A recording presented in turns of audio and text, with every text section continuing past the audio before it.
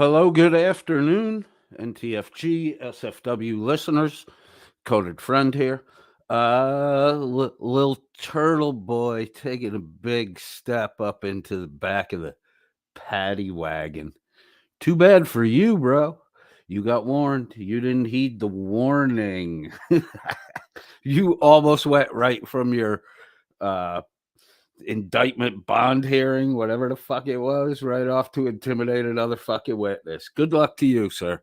You dumb motherfucker. You stupid. Sarah, thank you. I was originally scheduled to start at 4:20, and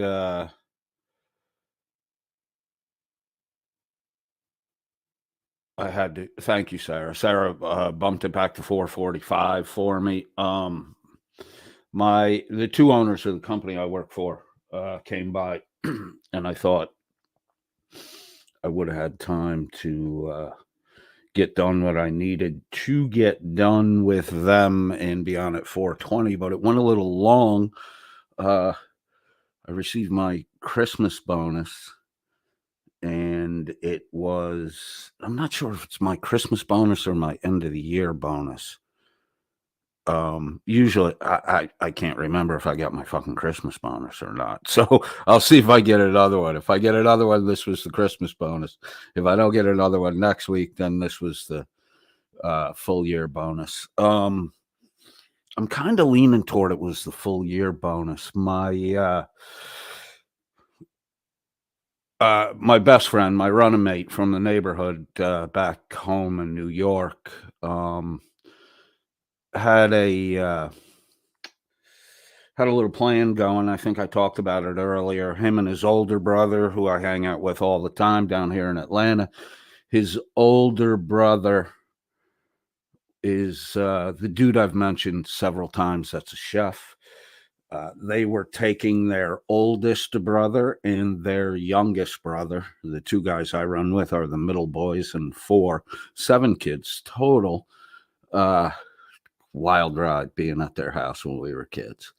Dad passed away when they were young. My buddy, who's 2 years younger than me, only vaguely remembers his father. The older brother, remembers him the way you would at, 6 or 7 years old, remember your dad. So they had a little plan. They brought their 2 brothers down. They told them they were going to tailgate on Christmas Eve at the Atlanta Falcons game. So they were going to drive them by the stadium, which they wound up doing, and drove through a portion of the parking lot and then around out and took them straight to the airport. Like the 2 brothers didn't know what the fuck was going on. They boarded a plane for Miami, and they went and watched. 3 of the boys are Cowboy fans. One is a Miami Dolphins fan. So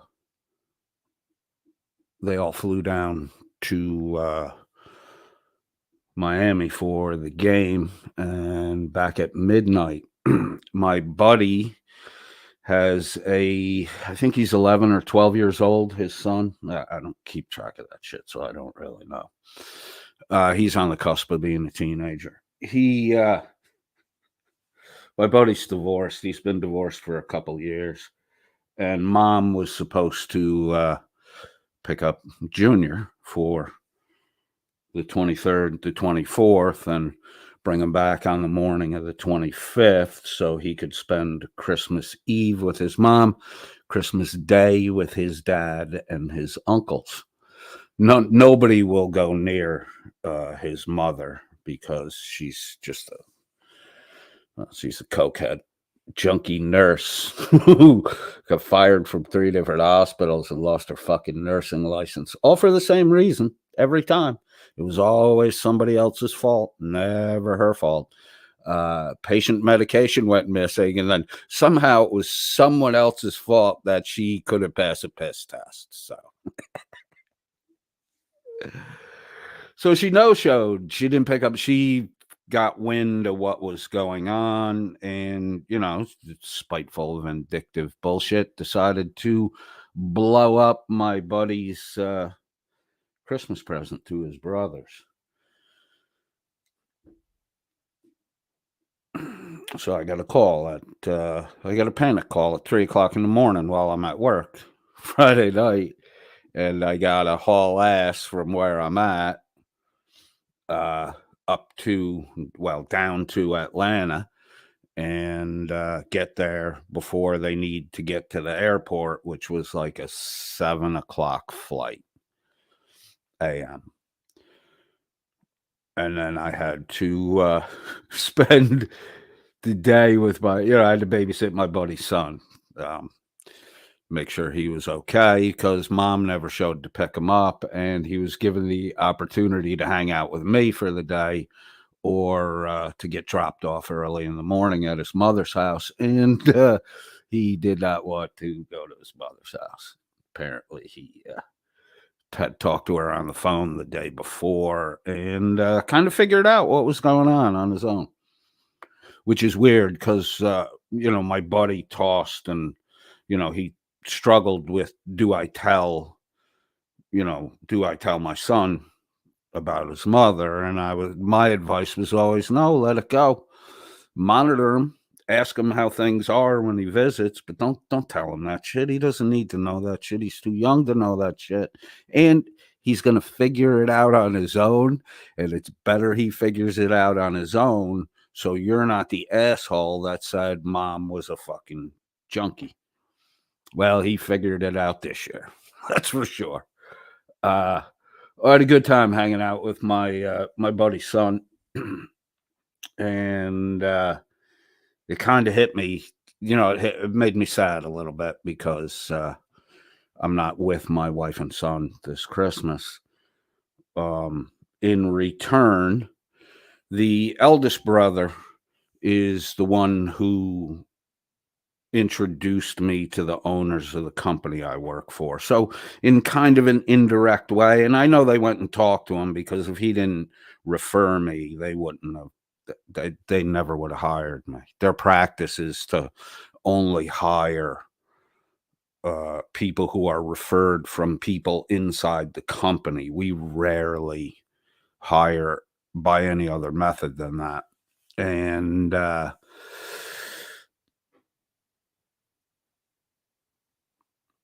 four brothers chipped in for a first class round trip ticket for me to go to the Philippines next week.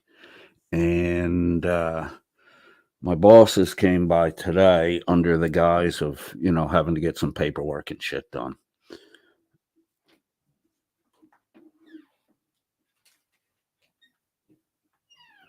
So I got a pretty fucking fat envelope.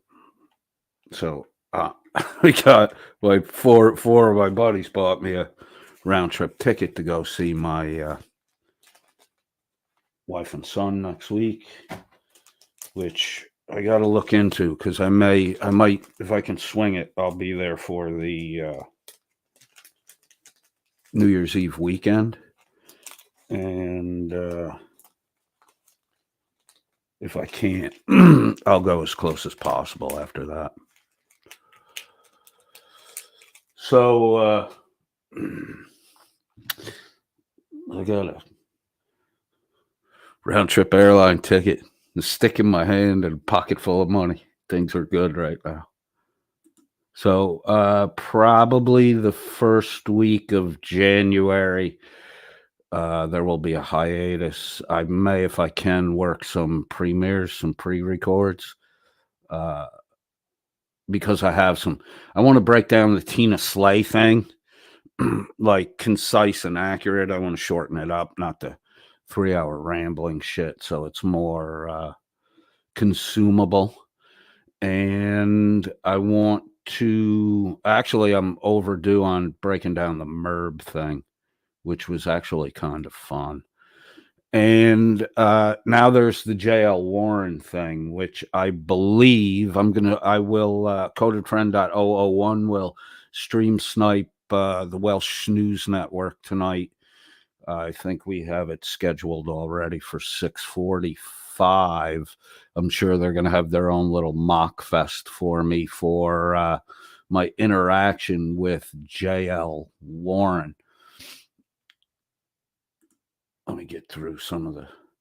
Sarah was first in the room. The announcement that Coded will start at 4:45. McAddix, Esquire, KC. I have to now reveal this. McAddix, I found out today, is disbarred.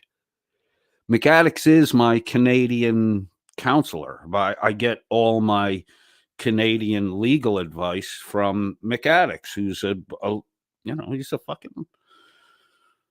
he's the guy.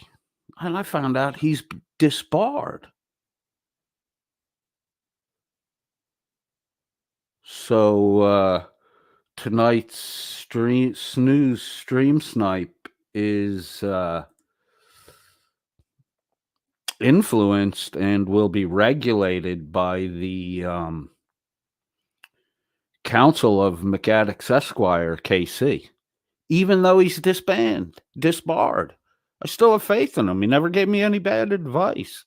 I don't care if you're disbarred, McAddix. I don't even need to know why. I'm not really worried about getting sued in Canada, but your insights into how to manipulate the Welsh legal system has been amazing, bro. It has been amazing. Alan Killian is with us. Turtle Turd done fucked around and found out.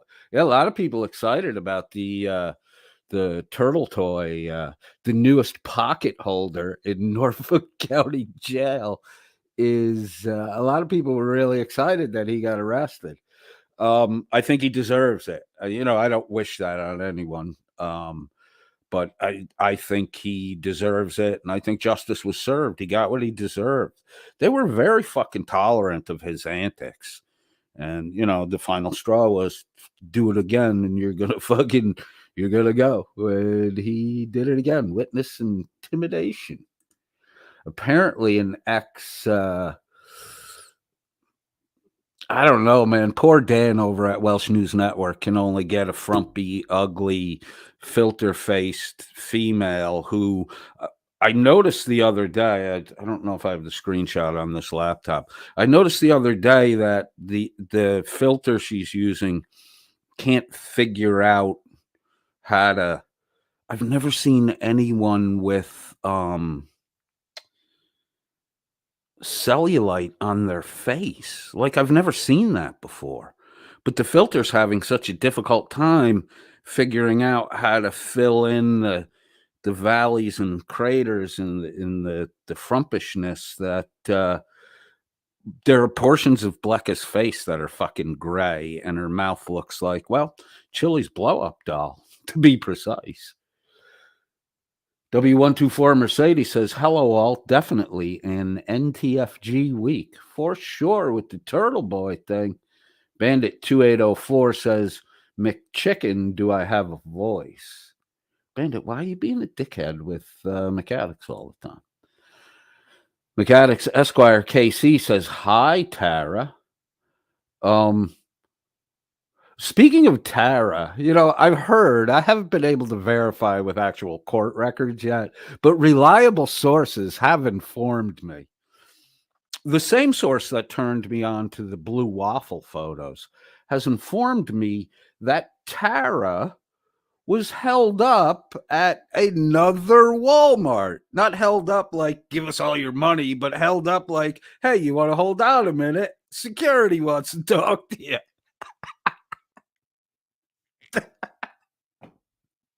And the bitch bolted. So there was be on the lookout for Tara. How fitting is that? After all the fucking bullshit and lies she told a year ago about Chili getting fucking arrested by the FBI in cahoots with Danny Boy. So Tara got on the good foot and made boogie. She got on the lam and ran. Tara was pulled over by the police. Because Walmart has cameras in the parking lots and they got your license plate. So they pulled the vehicle over.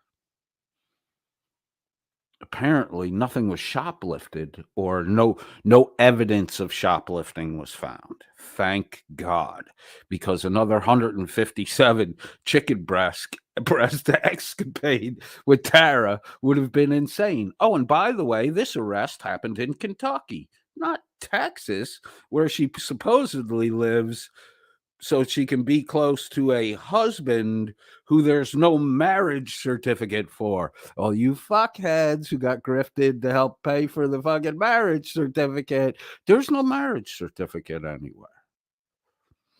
So from Tara last year, we had the chicken breast fiasco. Then we had Tara giving advice in a live stream on what to do if you get arrested shoplifting at the fucking Walmart. And then she goes and allegedly does it again, which leads to the police pulling her over. And then apparently, according to sources,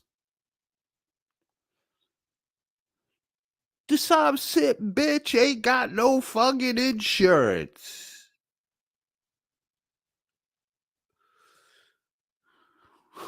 Breaking the law. There's a GoFundMe last year. The whole GoFundMe grift by Reaper. What happened to her paranormal ghost chasing channel? You would think that those fucking idiots that believe in ghosts would be more dupable than the fucking anti-1A audit community. But you fuckers cough that shit up, man. You're suckers for a fucking good old black lung fucking sob story. or my husband steals my medication story. The fucking shit I've seen in the past year is insanely amazing. Where do you people fucking live? Where are you from? I've never encountered this kind of fucking low rent, low level grifty bullshit. I mean, I saw guys run real fucking cons, not fucking help me buy my fucking groceries con. My husband stole my medication. Grifted every month for like 9 fucking months.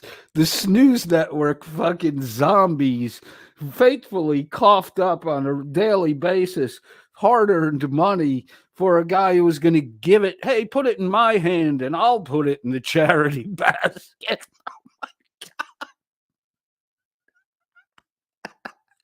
How fucking dumb are you idiots? How dumb are you fucking idiots? Like you, Yeri, you're one of those fucking idiots too. You fucking douche. You're a fucking douche. You're a fucking douche, Yeri. Yeri, I've never seen anyone so willing to fucking cheer for the majority in the group and the next day flip-flop. I've never seen someone so fucking pathetically spineless as you are. But then again, you were Tara's grifting buddy. You were Tara's grifting buddy.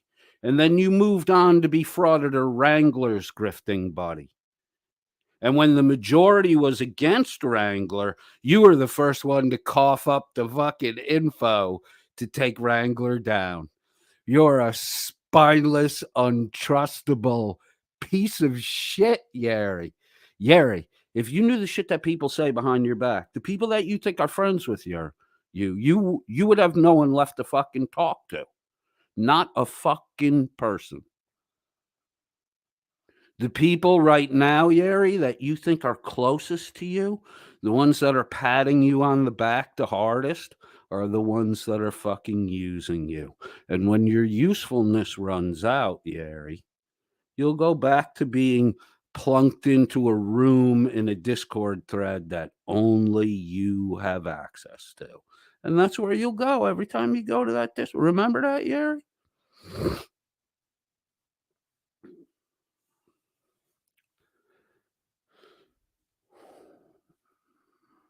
Why don't you move the fuck on? Bandit 2804 says, you POS chat deleting scumbag. Who deleted a chat? Who deleted a fucking chat? In here? Mechanics. No more of that. I get it, dude. I don't see where anything got deleted, so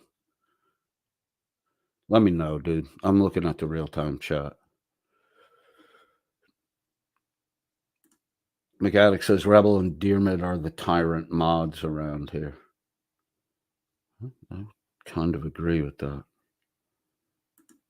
Was there a little fight brewing between Bandit and McAddick's Esquire KC? Bandit 2804 says, who's Tara this week, for fuck's sake? Who fucking cares? McAddick says, you keep running from shiz like Tara does. That is kind of true, dude. Kind of true. If Tara was an apple, you'd be looking like an apple right now if we had to identify what kind of fruit you are. Bandit 2804 says, oh my God. McAddick's Esquire KC says, hope he doesn't talk about Tina. Bandit says 2804. Okay. McAddick's Bandit has to go when she's the topic. Bandit has to go when Tina's the topic. But Tina's another fucking piece of shit. The smartest thing Tina was able to do was not allow these penny anti-grifters to drag her into a scheme. She even resisted Dildan over at the Welsh News Network and allowed Dan to scrape up all the super chats when Tubby Time Tina came around. Oh, wait. I have seen another woman with fucking cellulite on her face. Yep, I have. Wow. Well, you got Tina and Blacka have that in common. Bandit claims to have no idea who Tara is, McIdiot. Well, that's kind of a giveaway, dude. How can you you don't know who Tara is? All right, dude. McAddicks Esquire KC says, of course not. Little too many funny gummies. Maybe Tara has more than one, personality. Dan at the Welsh News Network seems to. Poor Wrangler has no personality of his own. If Wrangler had run away at 12 or 13 years old and gone to Hollywood, he would have been a fucking star. He would have been a star. Because the best actors have no self. That's what makes them good actors. They have to, if it's a biopic, you go and you sit and you spend time with the actual person that you're playing in the biopic. You pick up their mannerisms, their gestures, and you have no self, so you're moldable clay. It's easy to do. Wrangler should have gone to Hollywood instead of boot camp. He could have been like the Audie Murphy of the early 2000s. He easily could have been, because he has this passionate desire to be a soldier and yet no ability to be a soldier. Therefore, you must act. And where do you go when you're acting? Hooray for Hollywood. McAddick says, now I'm a lawyer. Wish I had those funny gummies.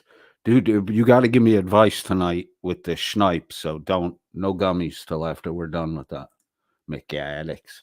Bandit 2804 says, bring out your Ronnie account equals pretending to be me. Ronnie. You have a Ronnie account, McAddicks? How come I've never seen that account? I don't think McAddicks has any sock accounts.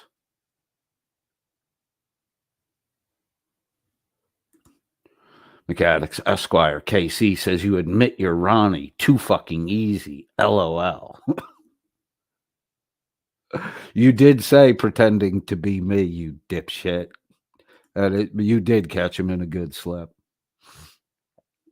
Bandit 2804 says, I'll smoke you just like I've done all day. Equals McChicken. I'm a fan of the McChicken, man. I'd rather have a fucking McChicken than a fucking soy burger.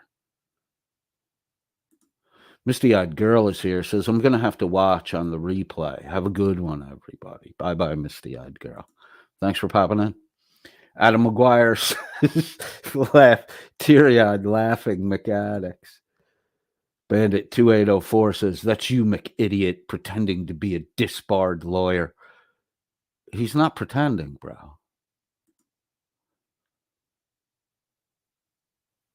McAddicks Esquire KC says, come out to a pickup hockey game, buddy.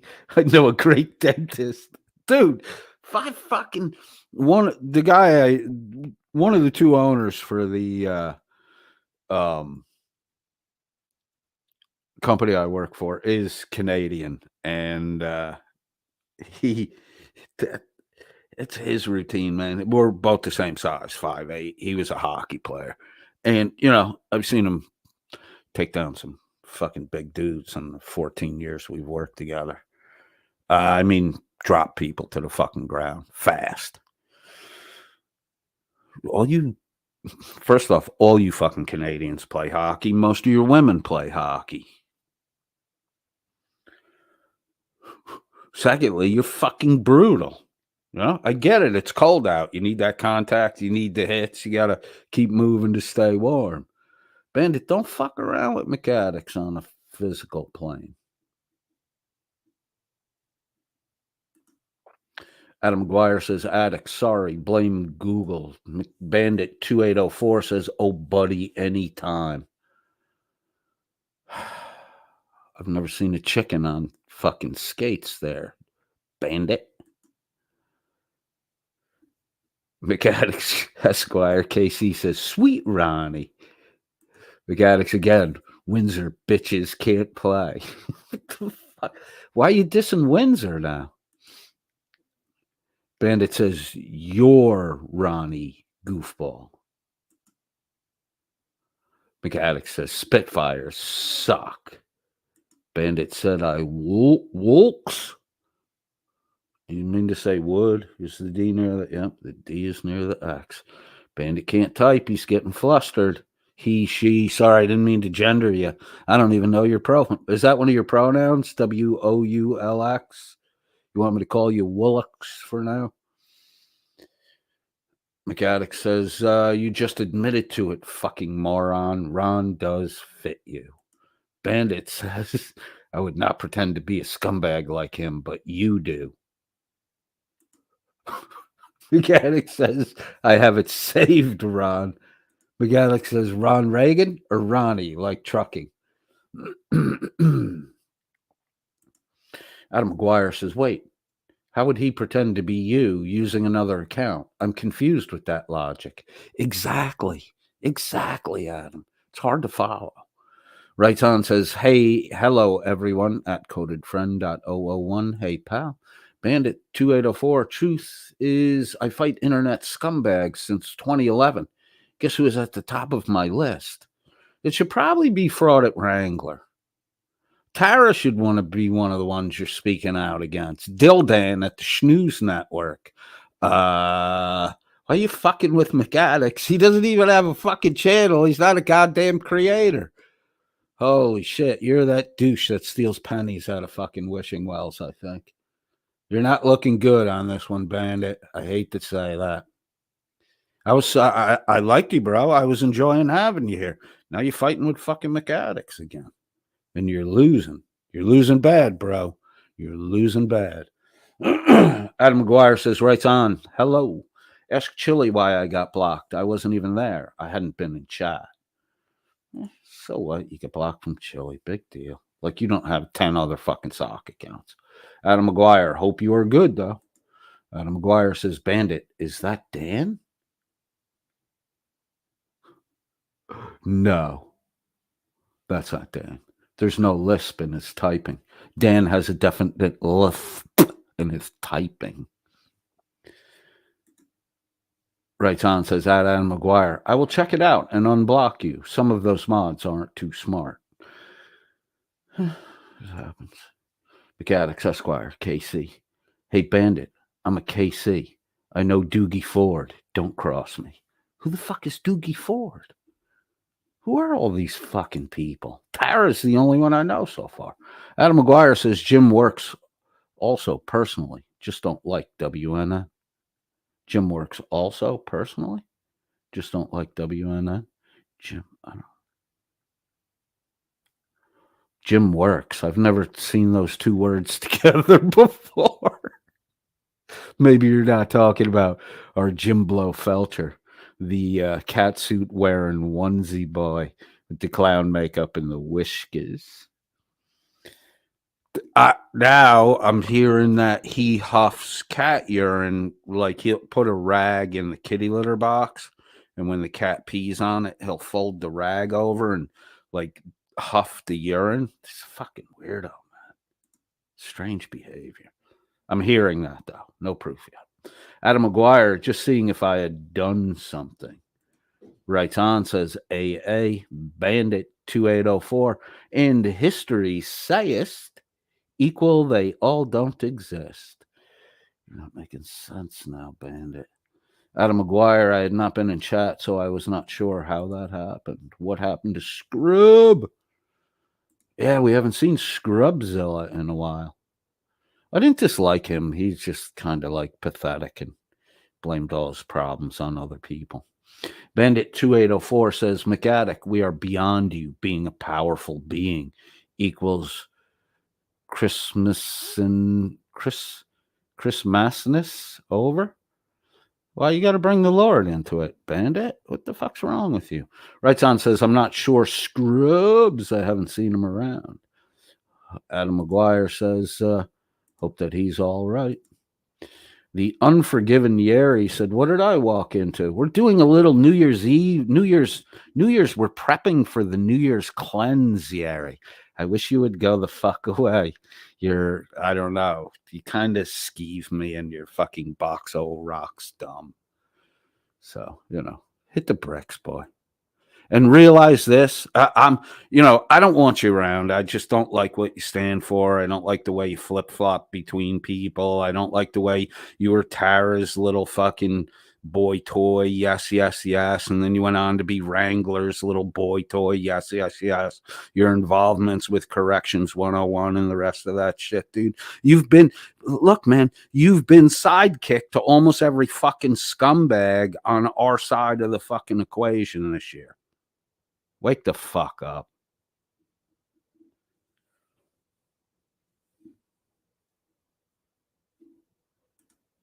Right on says that codedfriend.001. Don't forget the GoFundMe grift by Reaper. I almost forgot that.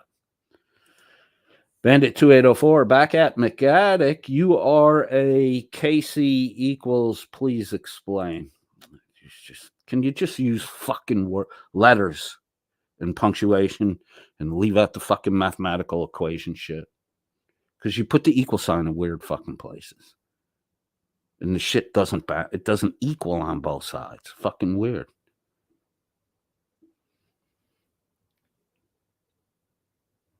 W124 Mercedes says, Q not guess, stupid, spell correct. Uh-oh, I missed one.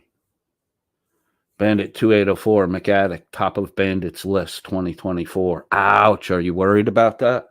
Are you scared, McAddicks? He's a disbarred lawyer, dude. Don't fuck with him. W124 Mercedes. Oh, I already read that. McAddicks, Esquire, KC. Oh, I'm really scared of a guy who can't pinpoint me. Good luck driving. Yeah, I guess you really don't have to be worried till they're at the front door, right? And then I'm kind of guessing that maybe you're got a bang bang in there with you. Come on, Bandit. Stop fucking playing games. McAddicks is my fucking legal rep, dude. I'm not fucking playing games with a disbarred lawyer. I got to side with him. He could fucking throw me to the lions. I don't want that to happen.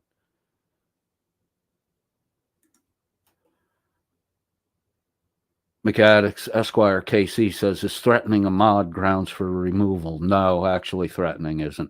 If he was outside your house, yeah, and you could, come up on StreamYard and show us video, I would let you bounce him at that point. That, I think, might be a toss violation.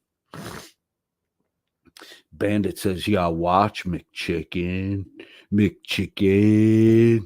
Your taunts blow, Bandit. You're losing this. If I were you, I would shut up, Bandit, right now, because I'm going to lose respect for you. McAddick says, bring it. I already invited you, Ronald. W124 Mercedes waves at right on. The unforgiven Yeri, why you mad at me? I just explained it, you flip-flop spineless fuck. Hit the bricks. Stay if you want, but I just want to let you know I really have no respect for you. If you want to hang out in a chat with a host that has zero fucking respect for your spineless flip-floppiness, I'll just side with whoever's the bigger group. Hit the fucking bricks. And I'll be watching you because probably the next YouTube grifter is one of your now or will soon be one of your fucking panel sidekicks. Dosh. Bandit 2804, McIdiot does it all the time, equals deletes his delusional posts. He can delete his own posts. What the fuck's wrong with you? I'm tired of your fucking bullshit. Come on, Ronald. Rebel fight, Rebel stoking it up. Jesus Christ, Rebel. McAddicks, no fighting without me, says Rebel. God damn it. Now you're going to gang up on him, and I'm going to don't gang up on him. I'll have to put an end to it. Scott Amos says, okay, I'm caught up now. Good evening, friends, coded and otherwise. Sweet. Adam McGuire says, he told me he was taking out the trash from the internet. Unforgiven Yeri says, you're correct. You spelled it wrong. It's not. I don't own the correctness. It's am past tense or infinitive. You are your Y-O-U-R-E with an apostrophe there. Well, English must be a second language for you. Scott Amo, he's right. Yeri, you got to tighten down your shit. You flip flop, spineless motherfucker. And you have no discernment whatsoever because you've been hand in hand singing Kumbaya with some of the fucking better known low rent grifters on this side of the 1A fucking audit equation. But you got your right. All I'm asking is be stupid elsewhere.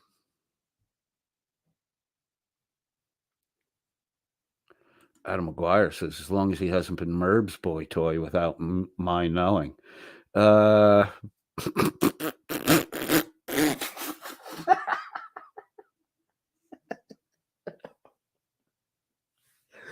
Holy shit. Even Merb's fucking sexuality is all fake.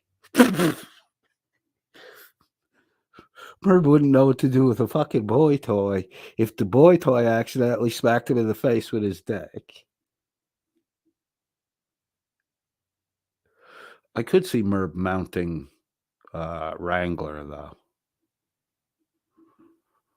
I could see where Merb would mistaken Wrangler for a female. Bandit 2804 says equal sign is trending. Nice. In your delusion, it's trending. Ronnie the Bandit.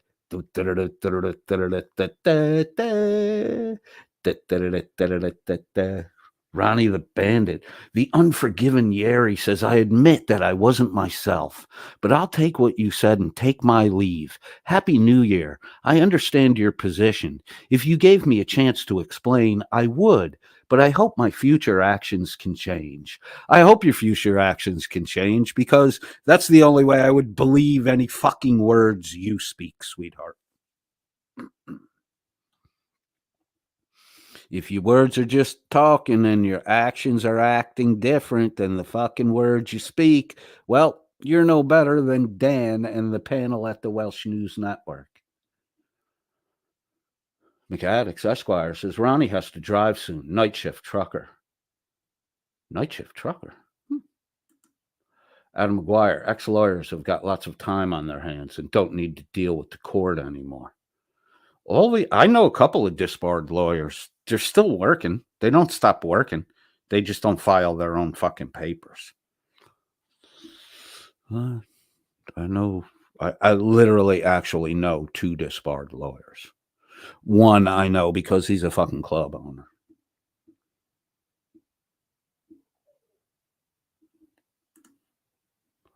McAddix needs to know who can hold Ronnie's purse.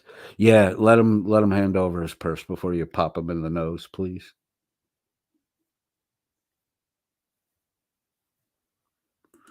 See, that's the kind of disingenuous bullshit I don't fucking dig.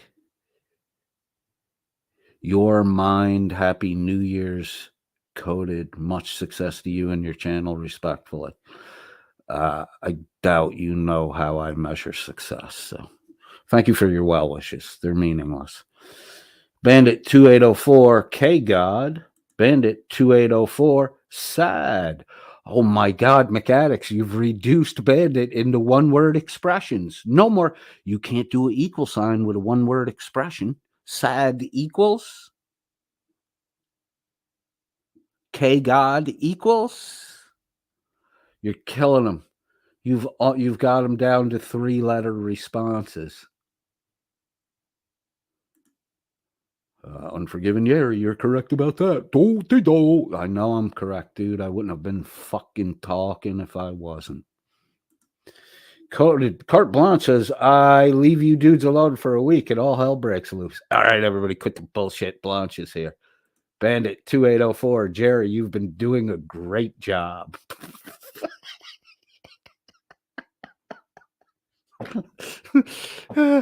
Great job what? Fucking simping for half the fucking con men on the fucking 1A auditor fucking game? You don't get a pass, Harry. You don't get a pass. McAddicts, I'm a lawyer now, Cart. Ronnie's newest funny gummy trick to find me. McAddict says, also, hi, Cart. Bandit says, no, McIdiot. You're just an idiot. Dude, if you're going to call someone an idiot, you have to get your you would minimally have to get your spelling right. I would say you have to have your punctuation right too. Grammar, you can slide a little on the grammar and still call somebody an idiot. But if you don't know the difference between your and you are, the possessive and the you are doing, you're an idiot, you're doing idiot things, you are an idiot. Your book, your pencil, your name, your money, those are possessives.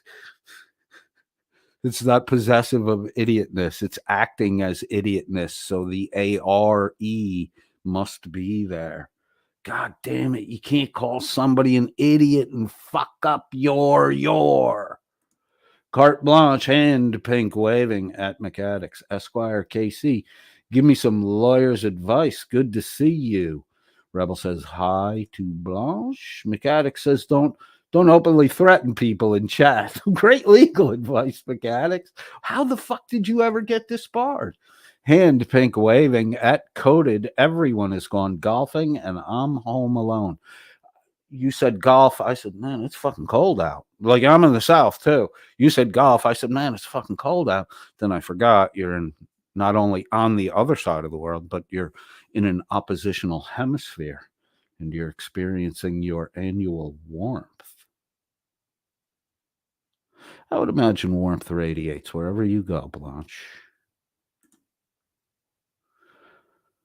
McAddicts, oh, Ronnie, I'm sorry you have to drive tonight and all this fog. It's not the fog he's worried about. Carte blanche says, that Rebel, hand pink waving, you got this. Oh my God, Yeri, you said you were leaving 3 fucking times. Hit the fucking bricks. I hope you're gone by now. Cool, bro, at Coded. I respect your honesty, even if it means nothing to you. Yeah, I said it already. I could give a fuck what you respect, you flip-floppy, spineless fucking jellyfish who in 2023 was associated with quite a few of the YouTube grifting community. Oh, but you're all good now. You're all good now because you're hiding around a bunch of 1A audit people that really don't want you fucking around, dude. McAddicts, do the Rouge show up golfing? Saw a video where they did. I can guarantee Yeri will be at my next Coded Friend fucking stream. Or a couple days from now, he'll come in and act like nothing fucking happened. You're like fucking silly putty. You just flatten you out and smack you on a cartoon, lift it up. Oh yeah, you're this dude today. Slap it on another one. Oh yeah, you're this dude today. Jellyfish, squirmy little fucking spineless weasel. Bandit 2804. Oh God, McAddict should probably change his fists in for a purse equals you probably swing harder with it. McAddicts, the brass knuckles, put them away. Hit him with your regular fist if it gets to that, so that, he knows that he's dumb when it comes to that. You're fucking talking shit to a fucking hockey player. Are you fucking stupid? The world's weakest hockey player could have a broken leg and still bash the fuck out of you, Bandit. Punch for punch, still bash the fuck out of you. You should stop. Carte Blanche says, Rue, yep, the bloody Rue's like golf. JK27 says, you're tripping. Who the fuck are you talking to? The wall? Bandit 2804 says, big deal. I do it to falk with your mind. You're not falking with anybody's mind. You're just kind of like a fucking, You're like a paper cut most of the time. There's nothing. It's just irritating. It's not even real damage. It's just irritation. Uh, who the fuck JK27? Yes, you can, especially on Twitter. Who the fuck are you talking to? McAddicts responding to Bandit says that would be so cool to see. JK27, this fucking idiot just reads, go to bed, best place for you. Why are you fucking here? Hello, Logan. Why are you fucking here? I'm reading the argument between McAddicts and Bandit. Hit the fucking bricks, douchebag. Thanks for the fucking listen.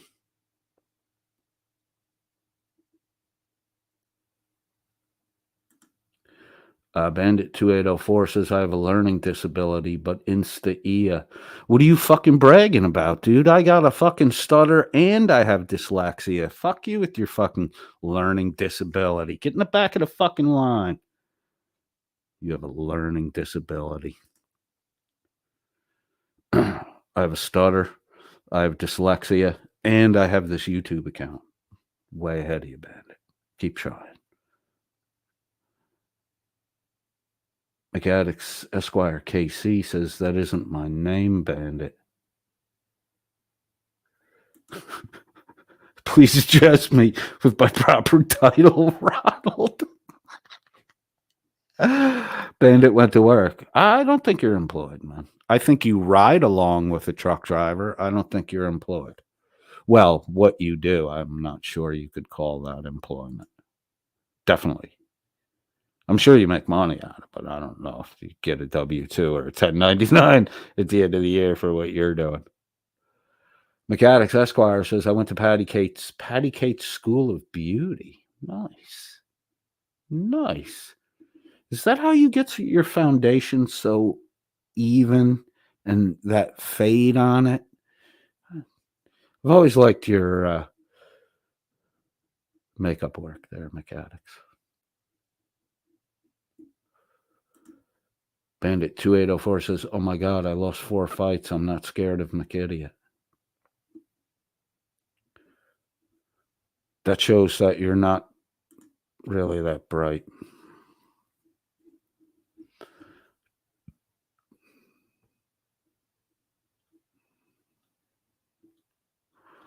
Oh, I'm all caught up. I'm all caught up. Am I caught up? I think I'm caught up. I caught up. Yay! All right, so we have Turtle Boy in jail for witness intimidation. Apparently an ex-lover. Bow, chicka, bow, bow. Witness intimidation in the Karen Reed case. I would like to take a peek at what I find this absolutely fascinating.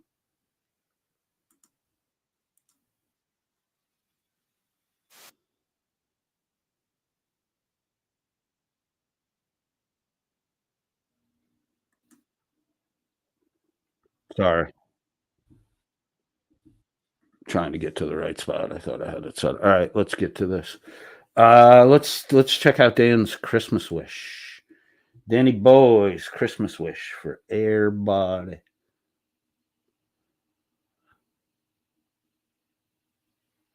Hold on a second. Oh.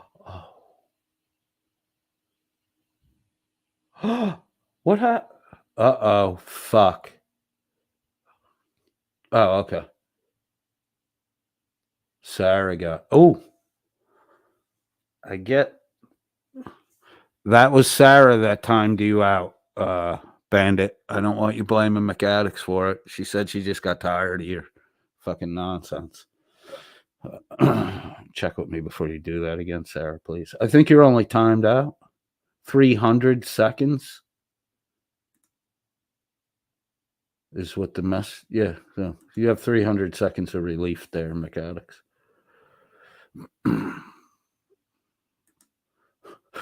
McAddicts says, I already invited you, Ronald. Keep up. Or are you crippled too? Carte blanche is I don't know what the fuck the first two things are. They look like green sheep. Maybe turtles? Two turtles, two police, two sirens? Woohoo! McAddick says, oh, poor bandit. Don't celebrate yet. I might have to do it to you just to, as a nuclear detente to, make it even. I'm not saying I'm gonna, but I'm sure he's going to demand it.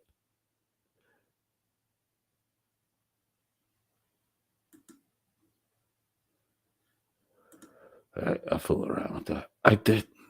When he got timed out, that's why I don't want. I'm actually kind of glad we did that.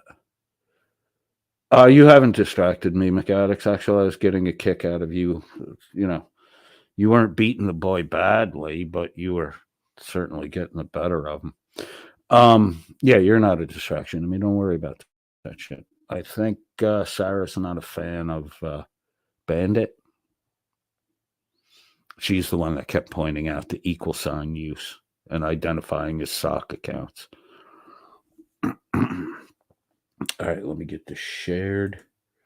We're going to share the video. Now, tonight at 6 o'clock, I think we're scheduled to go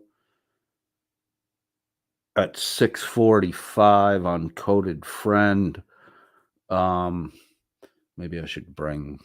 Danny's going to do Danny and his Schnooze panel is going to do a little breakdown on the argument I had with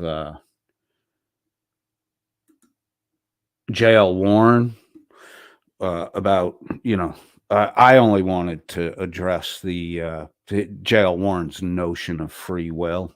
I didn't really want to get into a religious back and forth with him because they're pointless. He convinced himself that he has proof that God doesn't exist, and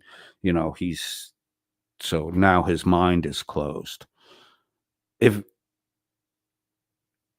he had proof that God didn't exist, he would be on the fucking speaking circuit right now, commanding a couple $100K a fucking talk. He would have had a TED Talk by now. That's how you know he doesn't have the proof without looking at the argument and completely disproving it, which you can do. And his fatal flaw is that KDD says, I thought Dan already did that, saying you lost that debate. Well, they need something to cover besides chili and drunks. They lost Reagan Benson because she's not doing outreach for the homeless anymore. So as long as Reagan Benson isn't outreaching to the homeless, Dan feels no need to mock her.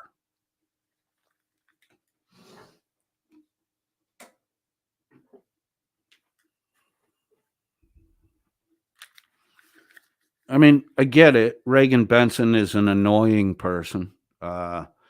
She has a personality that grates on people, but at least she was getting off her ass and going out and giving something to the homeless, while Dan wears one of the 4 sweatshirts he has rotationally and sits behind a microphone for 4 to 6 hours a day.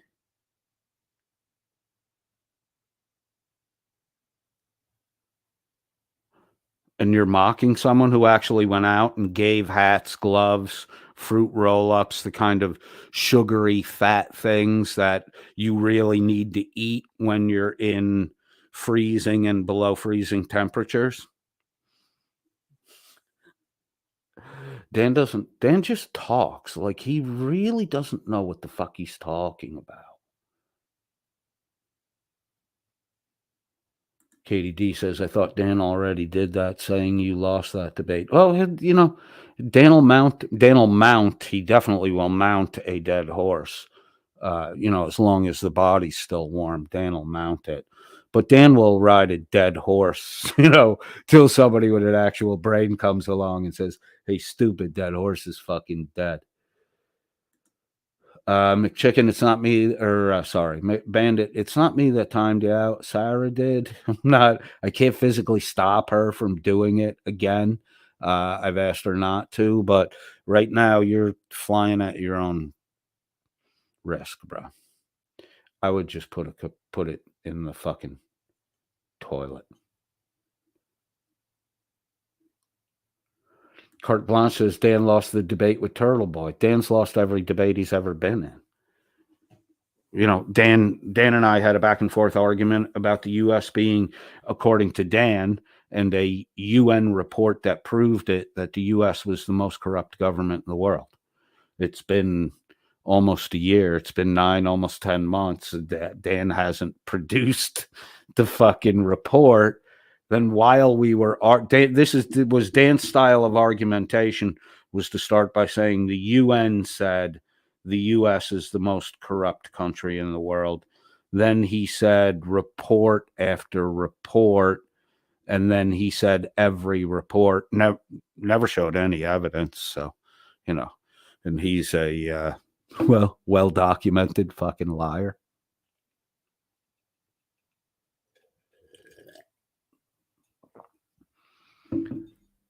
Katie D says at Carte Blanche when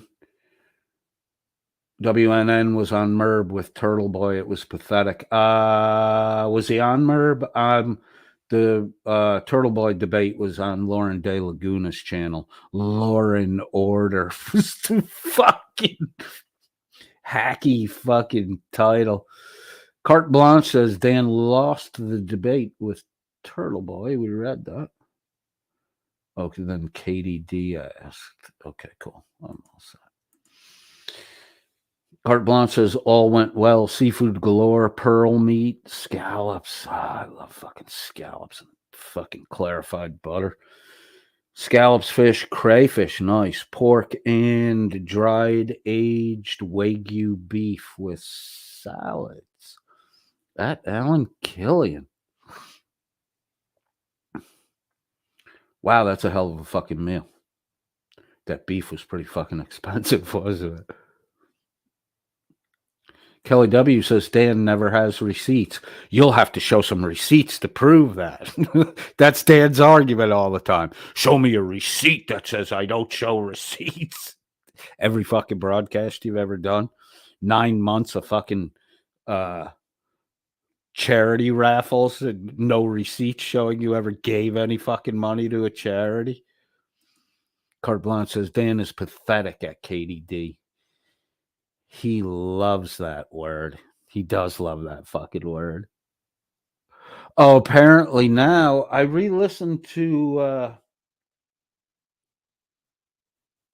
I just randomly threw something on while I was driving home the other night, and it was the Welsh News Network episode that that little Nancy boy, what's his name?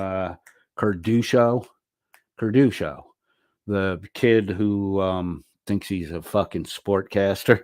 He's got a podcast called Splinters because that's all he ever had, playing sports, with splinters from sitting on the fucking bench all game. Apparently, Cart, he said that the management at Triple HFM, we're going to start mentioning Triple HFM a lot, as long as that douchebag is living there or working there.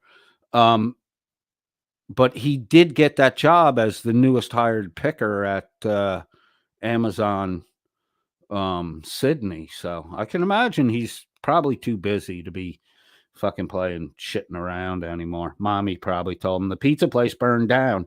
You can't just sauce crust all day, Anthony. You gotta go get a fucking job, Anthony. Anthony, are you listening to me? Anthony, look at me when I'm talking to you. You gotta get a fucking job, Anthony. You can't just be going in my fucking purse when I'm in the bathroom, Anthony. Apparently, Anthony told Carte Blanche she could blow it out her ass because that's what Triple HFM told you to do. I'm pretty sure Triple HFM requires Anthony to read a disclaimer so that they're not associated with his bullshit while he's on another broadcast platform, because I guess they know that he's a a clownish fucking liar. So they gave him a fucking disclaimer he has to fucking read. Because the odd thing is Triple H FM, outside of Triple H FM, doesn't want to be associated with Anthony Caruso. And Triple H FM wants to make sure that everyone knows that unless he's on a Triple H FM broadcast, he doesn't represent Triple H FM because he's prone to saying stupid shit like backhanded bitch in the mouth. That kind of fucking shit. Which apparently Black's son, Lynx, agrees to too.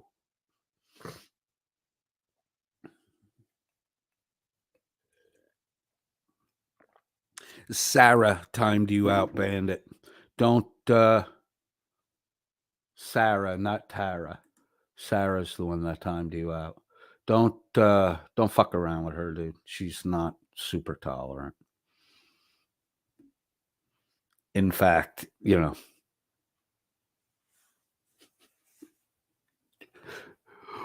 she's Asian strict. And that's her fucking expression, not mine. So, you know, when you go call me a racist and shit and the rest of your fucking stupid nonsense, because you white folk don't know anything but white folk. So you're always offended the way you think white folk are supposed to be offended. Dumb fucking retards. Holy shit, mechanics, you did it. 2 and 2 equals 4, Bandit. That's how the equal sign works. Sarah made a mistake. She will put 2 and 2 together. Yeah, you misused the equal. You know, dude, it might be the way you're using the fucking equal sign that got you timed out, to be honest with you. She's Asian strict, you know? Y'all know? Probably you don't know, because all you fucking know are white folk. Well, my friend Linda said, and that's just, she said, they call them a darky. Can't be said. I almost fell out of my shoes. You can't be talking like that. You got to think about what the image you're putting on the white people. Okay.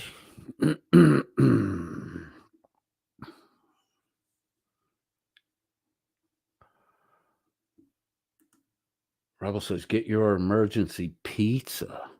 You know, Rayton was shipping out freeze-dried pizzas a while back. I never fucking got one. Oh, I didn't even want a pizza. I just wanted... You could have put it in one of them fucking blueprint tubes. Dude. All I wanted was a fucking eggplant parmesan. You could have put it on a hoagie roll. A hoagie roll. Eggplant parmesan, a hoagie roll, wrap it up, stuff it in one of those tubes, cap both ends, overnight that bitch. We need to talk, bud. We need to talk. We could be in the overnight hoagie game. Carte Blanche says, coded, I hear voices. Okay, let me get this fucking thing up here. Got to do a little Sherry screen. And we're going to go, it's Christmas. Let's do the Christmas message live. What do you mean, the Christmas message? What are you fucking talking about? Dan's got his own tradition now. Okay, that doesn't affect anything, so I don't need to do that. Now, Dan does not believe in Jesus. Dan does not believe in God. Blacka has blatantly denounced the Christ, and I guess she's like Chili, worships some tree spirit woman fucking thing with her fucking Norse pagan for whatever the fuck that fucking weirdo's doing. She's French, and no offense to French people that are here, but if you're mixed in with another European race, you know, melting pot in America, your French would probably be balanced out, easily overrun. You know, it's French genetics, easily overrun, like the French. The only reason why your genes, why say your Irish genes can conquer your French genes, whereas like the Irish military might have difficulties fighting the French military. because the French military runs away all the time, but French genetics can't run away. They're trapped there.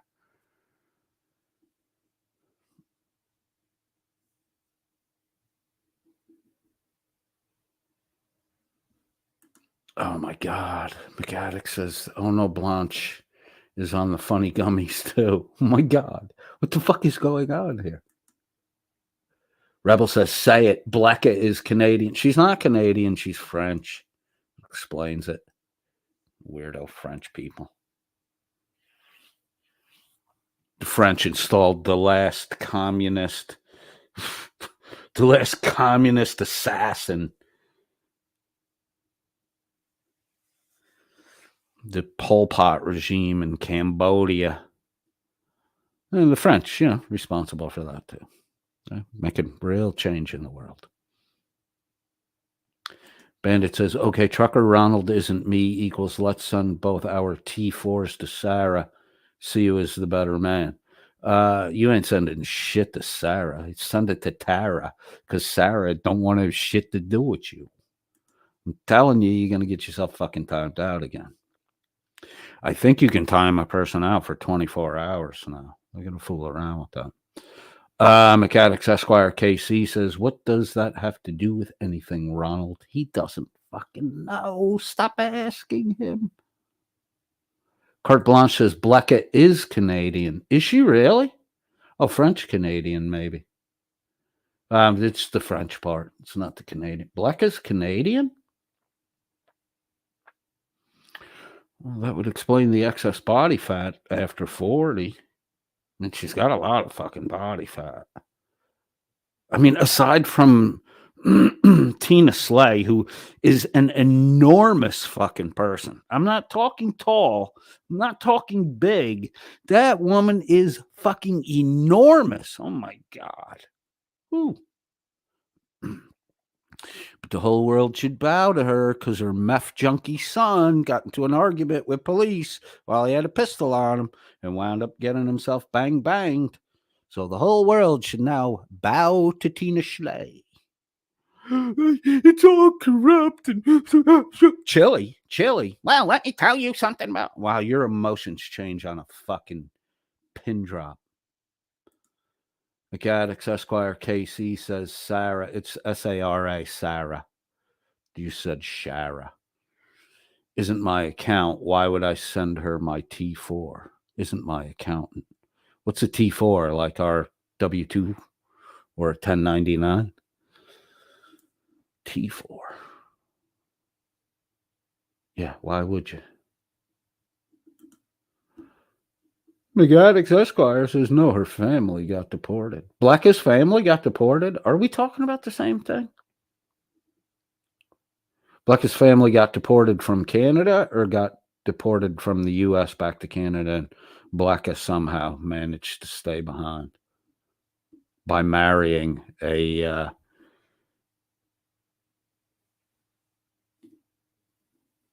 U.S. Navy man who, she probably didn't really care for much at all, except getting his fucking money.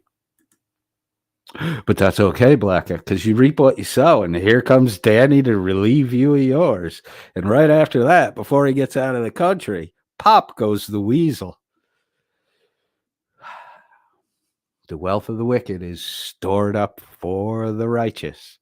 Another Bible verse you can lose your fucking mind about. It's really funny because I remember getting scolded by a lot of people for words that came out of my mouth. And then when I spoke, I'm supposed to just, oh, you're a non-binary cat person? Oh, okay, Jim Finch. And then I'm required to respect that fucking stupidity by a bunch of boobs that are going to then try to tell me God doesn't exist and they have definitive proof of it.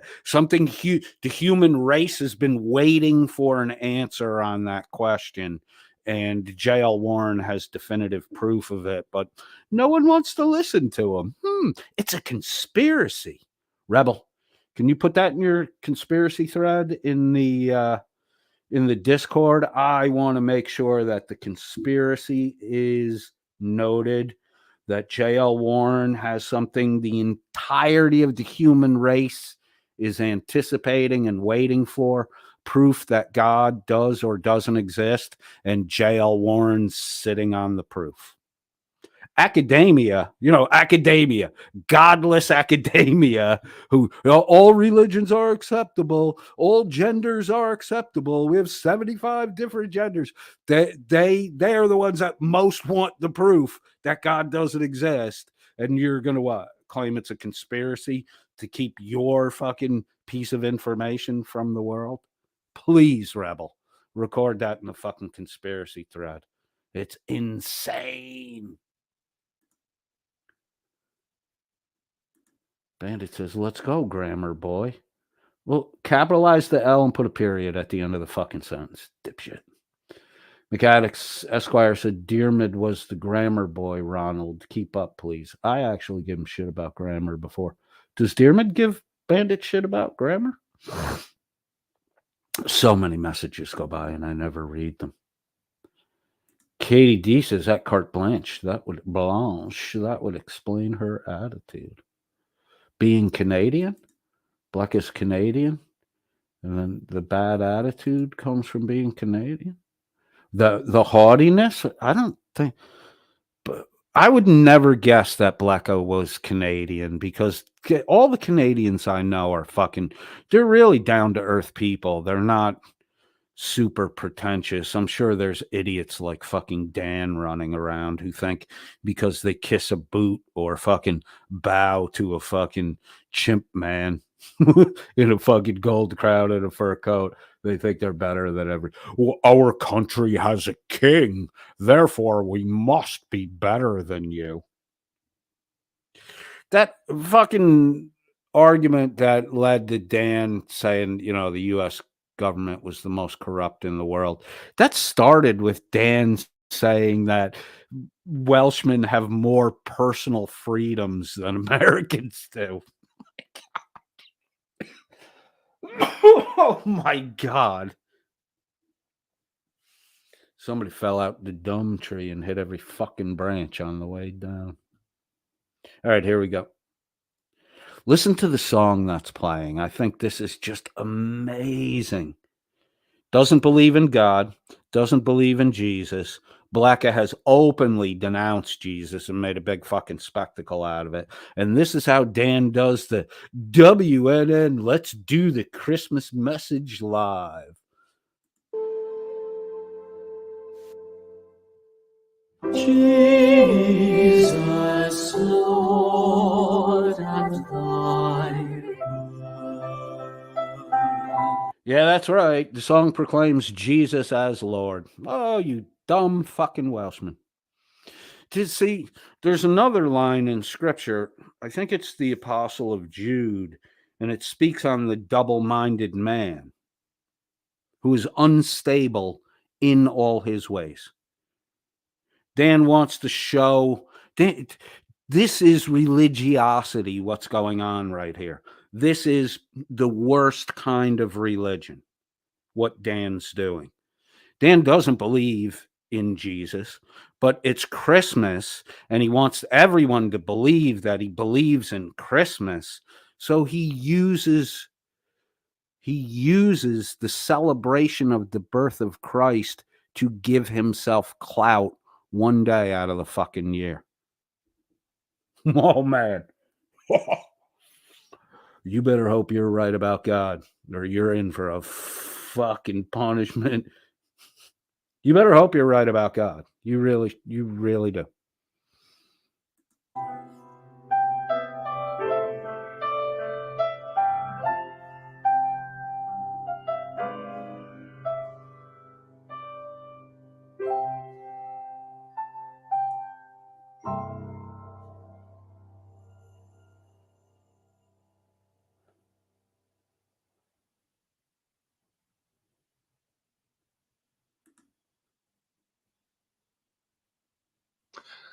Hello all. Happy Christmas. I hope you're all doing well, and I hope you're all having a wonderful day.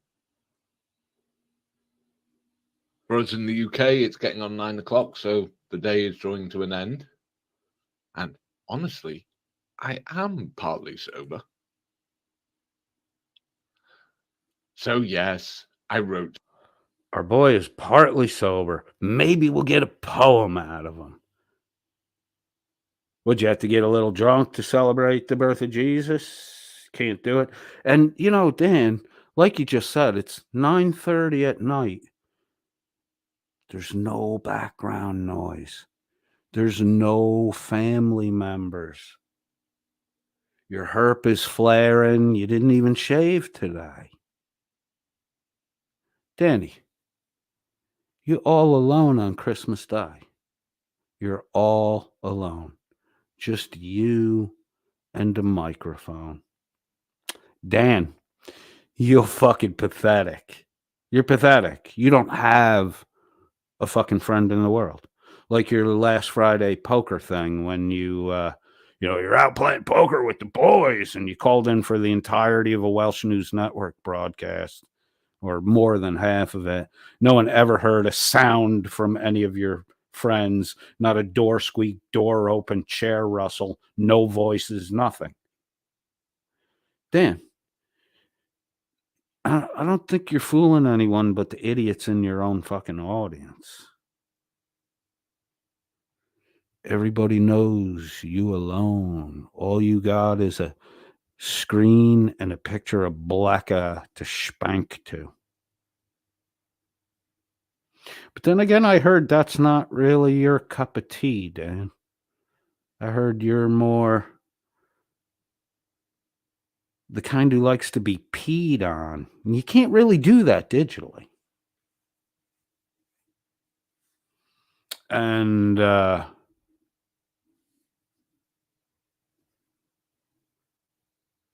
you like a certain age of pee, a young pee is what you go for.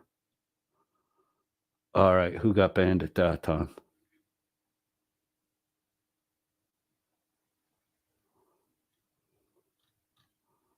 Why? I'm not paying attention to that anymore. You're on your own, Bandit and McAddicks. Fight fair, McAddicks timing him out. I mean, unless it's a toss violation.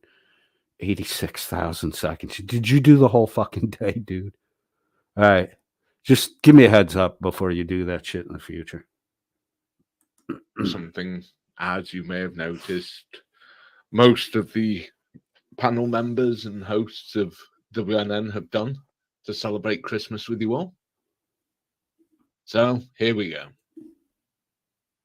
As we gather here today, amidst the enchanting tapestry of the holiday season, I find myself immersed in the profound significance of this festive celebration. Christmas with its twinkling. I find myself you're fucking slurry. Dipshit. Nice teeth, bro. Oh, those are great fucking teeth, dude. Carte Blanche says Dan keeps his snacks behind him as it takes too long to run downstairs to the kitchen, according to Shuggy. Shuggy is the Kfar beard of Wrangler as far as Dan goes, and Shuggy's never shown any proof that he served. With all the shit that's going on and everybody's like, you don't have a right to fucking question another person's... I don't have a right to speak. I do. I'm an American. I can formulate any fucking question I want, including where'd your fucking brain go that you're acting like I can't ask a question? Where's Shuggy's? Has anyone? He's been around on Discord forever, blah, blah, blah. Has anyone ever seen any proof that Shuggy's in the military besides the 5 fucking liars on the panel? Why is Shuggy so eager to back up Dan's obvious stolen valor? Why?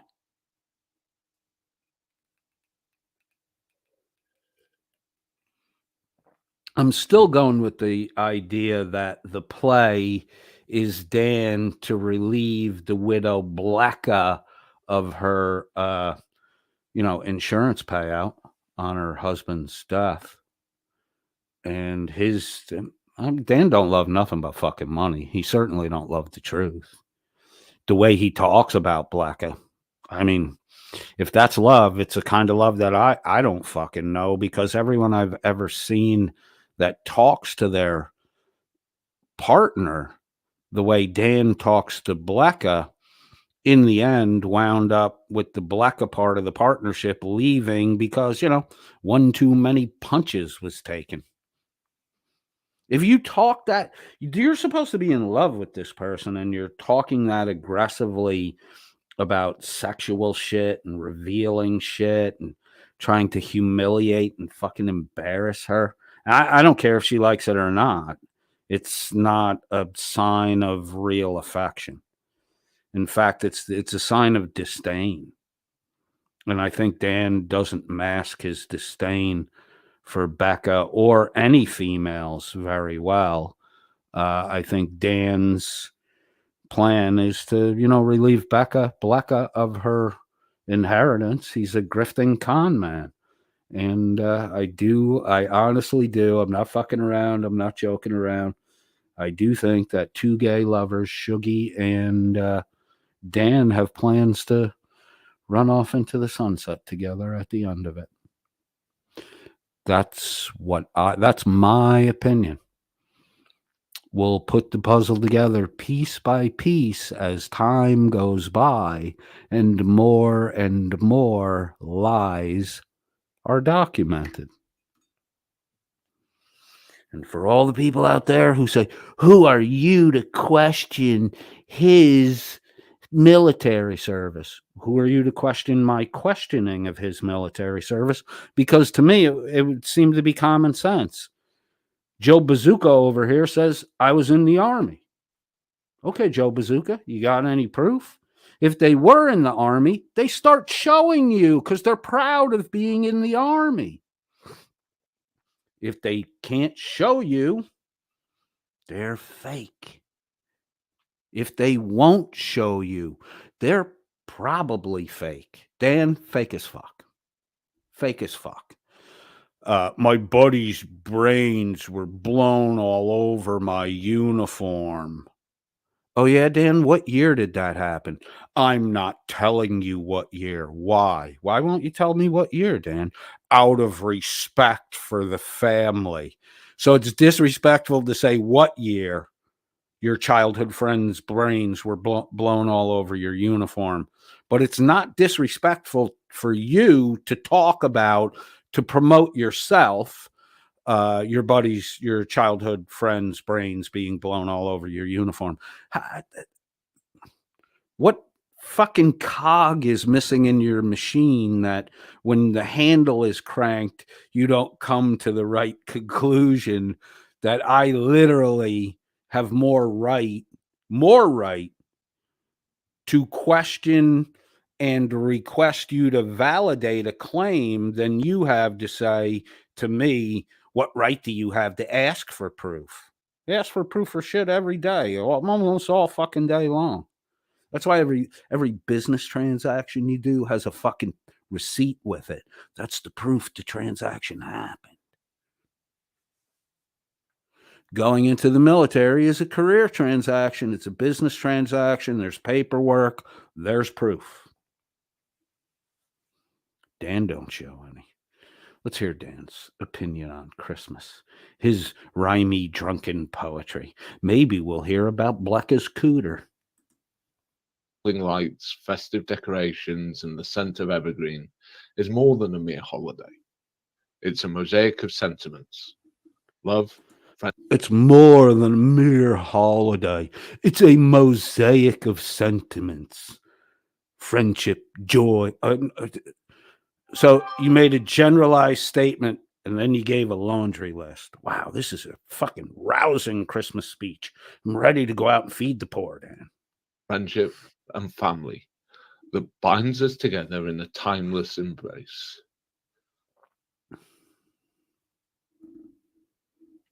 At the core of the Christmas spirit lies love, a radiant. At the core of the Christmas spirit lies love. Dan doesn't know what the fuck love is. Dan thinks love is telling your partner Dan's idea of love is exposing secrets that he knows you don't want the world to know to the fucking world via YouTube on the spot without any warning, because he's a fucking sensationalist and he wants Bleka's objective, over the top, objectionable, over the top sensationalist reaction. Fuck you, Conan. Fuck you, Conan. Okay. Fucking Welsh window licker. Dan, just one time, let's see you outside that fucking room. Oh, that's right. You were supposed to come to America in 2023. Oh, you fucked that one up. You fucked that up. How long do you think you can string Bleka out for? Because you ain't coming in 2024. How are you going to get that fucking widow's money? Is the whole deal to lie about the castle, hold out, make up excuses, get Bleka to come over there, and then hold her for ransom? Is that what you're fucking doing? Because I know your goal is to get the widow's money, Danny.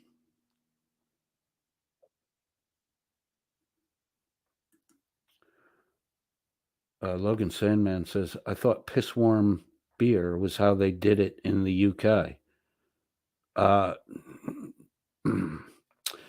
After you drink the beer, you warm up the bottle, because Dan doesn't like cold glass going in his hoo-hoo.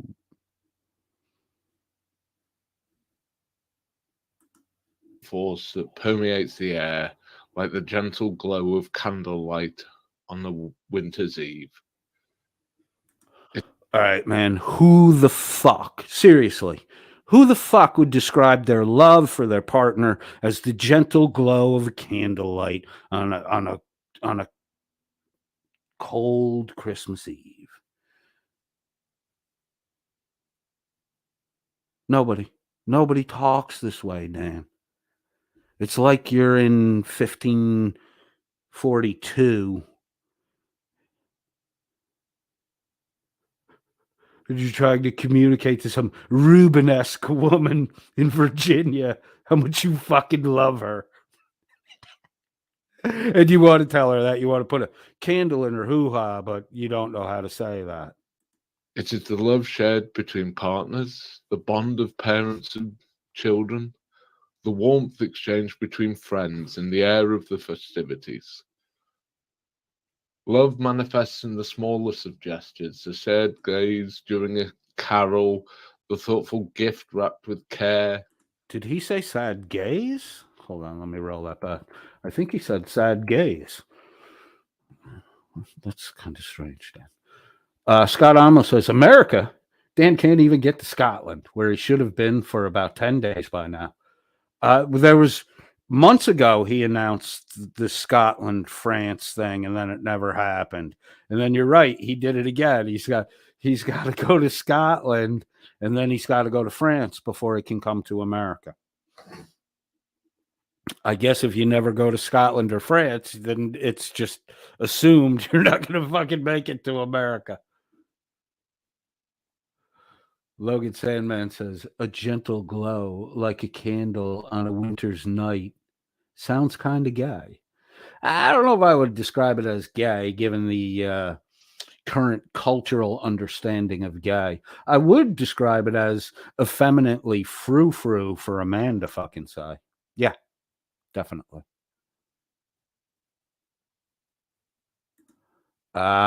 Dude, you just banned it. You just gave up your fucking sock account.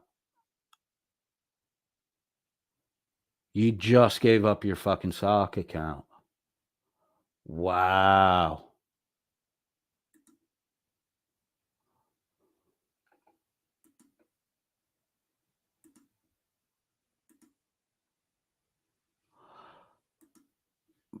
Oh, bye-bye. Bye-bye checkout, Shannon. And the shitty shit you were saying the other day, dude. Don't come back in here with that fucking account. Carte Blanche says, very gay, Logan. No, man, it's not all good.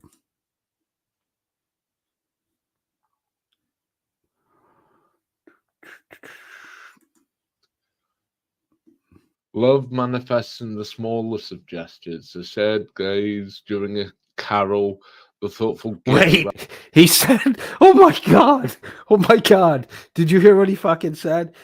He's. I apologize to gay people all over the world. Whoever hears this, I apologize to you. He did not say gaze. He said glaze. He said fucking glaze. He said sad glaze. What kind of fucking Freudian slip is that? Dan, you're not producing many tadpoles. Is that what's going on? Or you're producing tadpoles, but their swimmy tails are broken? What's going on, Daddy? Does it work or does it not work? Wrapped with What's going on, Daddy? Let's hear about your sad glaze again. Festivities.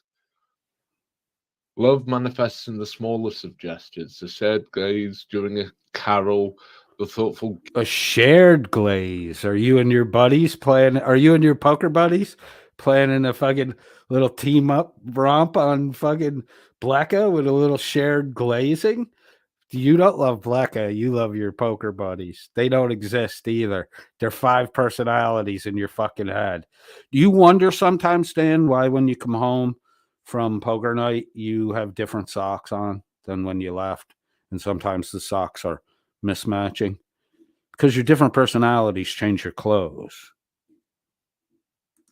Gift wrapped with care, the embrace that transcends words. Christmas love is a multifaceted jewel, reflecting the myriad of ways in which we express affection and kindness. From romantic symphony in the quiet moments under the mistletoe. Yes, Becca, I will get you. See, he's going to glaze her under the mistletoe. Black has got a glazing coming under the mistletoe. Rebel says, how many Christmas cards did Dan read to get this speech together?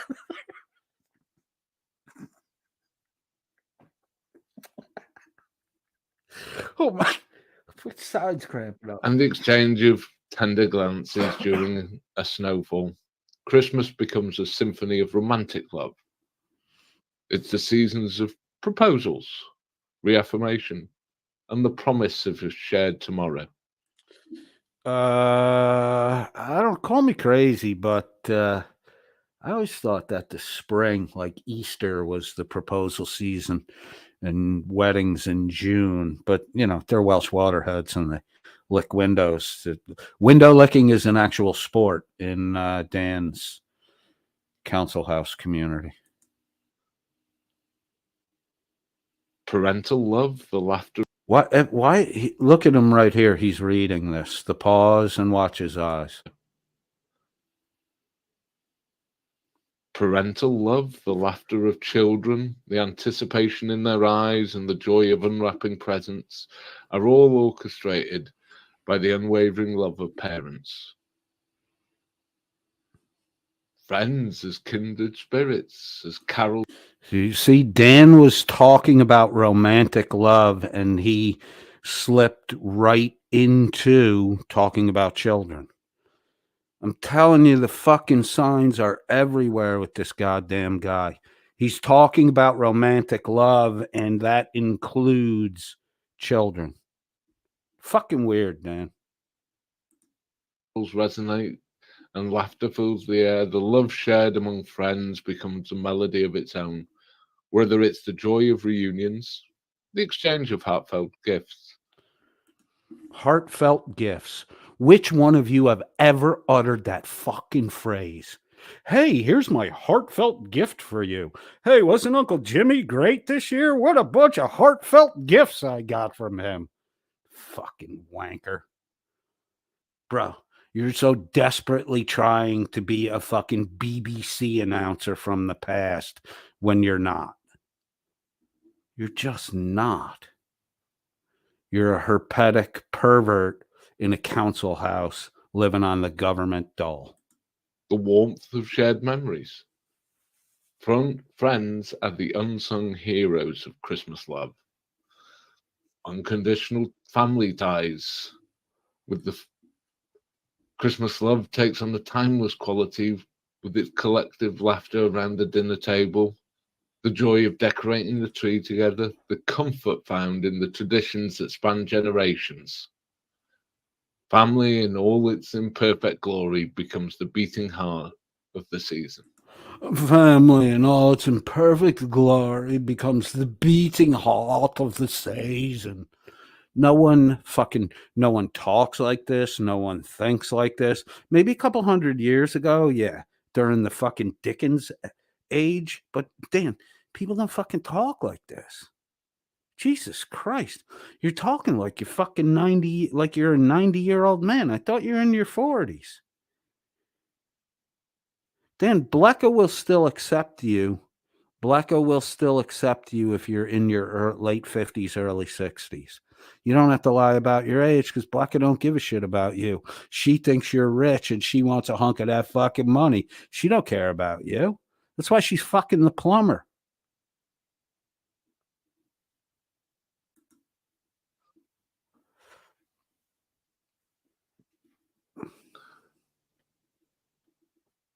It's important that we remember that even if you can't be there physically with one another, thanks to all this marvelous technology, you can masturbate with your other half. Don't forget to diddle the bean. Turn that vibrator up to Christmas joy. none of you are on your own. There's always people here, be it as idiots on screen, all the misfits in the chat. And yes, you are all a bunch of misfits and degenerates. But we love you all. And we're very glad you've been with us over this last year. And that you're here now with us to celebrate Christmas. It's easy when we spend all our time looking at the worst of humanity. Dad says a plumber has to plumb. To forget all the good people that are Rebels out noticed there. that Dan has moved his All gay. the great, wonderful, mad, He insane, did color his eyebrows, Logan. Brilliant human beings who go that extra mile for each other. Take a look around the chat. Take a look around the chat. Look, there's Gia. All the fucking money she gave me this year. What a kind-hearted. You're gonna simp your fucking audience now, you fucking weasel. Give more.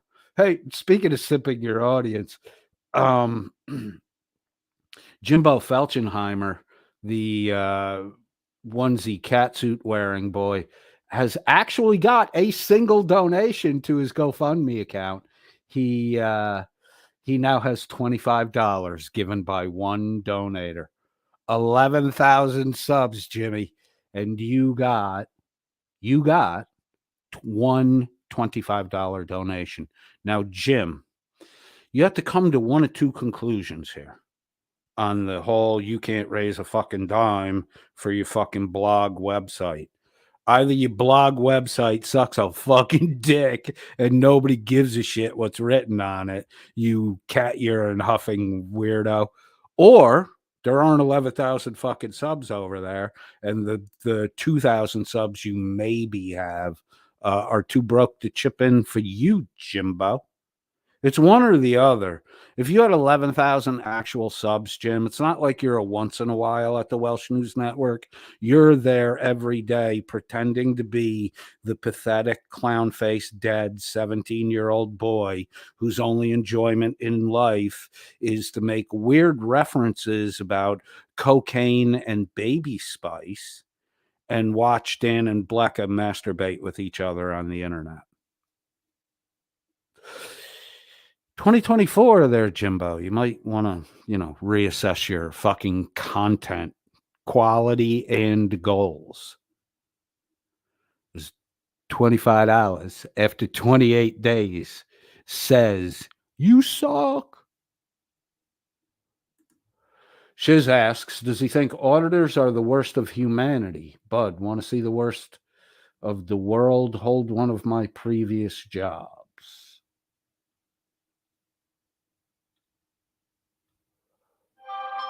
I'm trying to think if I ever had a fucking job where, like, it wasn't just the ordinary kind of shitty people, which seemed to be everywhere. I wouldn't have wanted the fucking 911 call responder job. I can imagine the shit you were exposed to at that.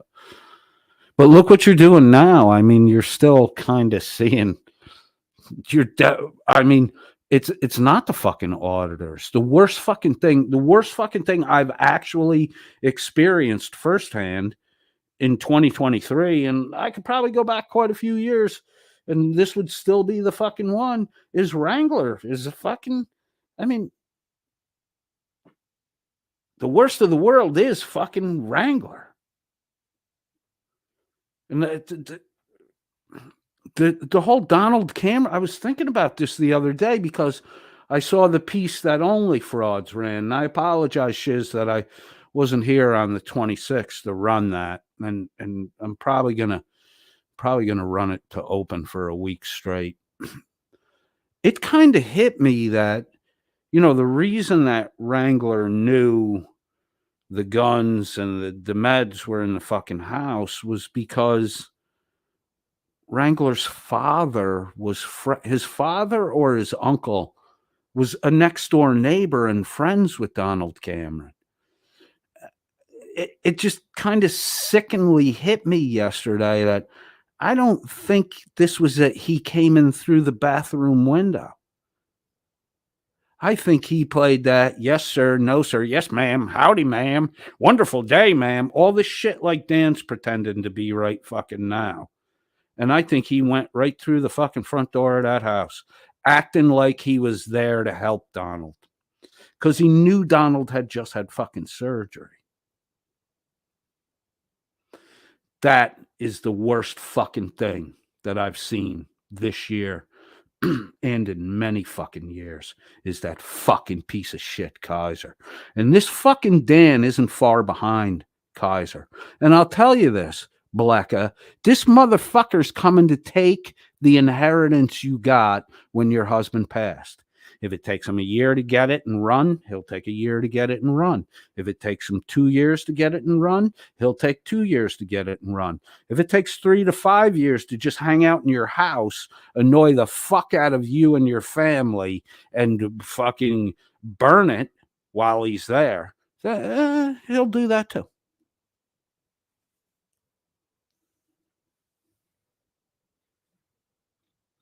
I got some new info on you, you fuckstick, Dan. And when it's all verified, you're going to maybe look about as good as Kaiser does. Yeah, Shiz put it up.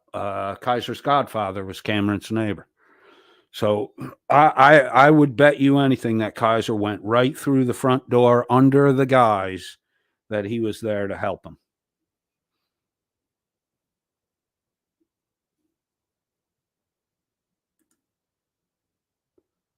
Yeah, I honestly think he was. Was there signs of forced entry, Shiz? Because I can see that little fucking weasel just doing the fucking polite as pie to get in the fucking house.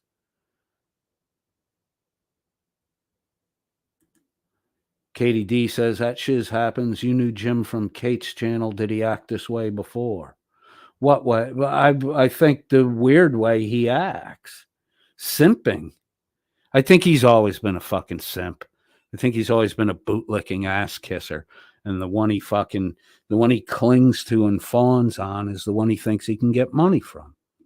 He's been playing the game with his mother and his fucking sisters for decades. What's a mudroom? A mudroom is usually, it's a little room as you come in, a side door. In the area I grew up, the people who had mudrooms, you would come in through the garage, and then the entry into the house on the left side or right side was usually a small room where you hung your coat, you took your boots, your muddy boots, your wet snow clothes, you hung all that shit in that room so you didn't track it through the house. That's a mud room. Yes. Outdoor shoes to indoor shoes. I have an Asian wife, so I'm expressly forbidden to wear any type of shoe in the fucking house. Or I will be beaten. Who the fuck is Alice? Says, okay, thanks. Thanks for being here. Let's finish up the little Danny boys. You'll see plenty of them there. That's what makes this fun and enjoyable all year. It's you guys and the fact of just how wonderful you are. You're wonderful because we could tell you all kinds of lies and you'll just give us money. Like every month we tell you we're going to give you your donations to us to charity. And like every other fucking scammer grifter on the internet, we just put it in our pocket. And now Dan's playing poker every Friday night. Right? Demonetize Dan. We love you all. Thanks for sticking with us while we bullshitted you about an FBI source. Thanks for sticking with us when we tried to bullshit you all and told you that Tina Slay's son wasn't high on meth, as the autopsy in the coroner's office said, but he had been eating Sudafed like a fiend, but that's okay because it's over the counter, and drinking whole bottles of fucking cough syrup. And that's the reason why methamphetamine showed up in Caleb's system. That's Dan's fucking lie. He thinks you're fucking stupid. He really thinks you're stupid. But then again, you keep coughing up money every month, and he keeps telling you, I'll get around to posting receipts, and he never fucking does. And the only reason to not post a receipt is because you did give the fucking money to charity.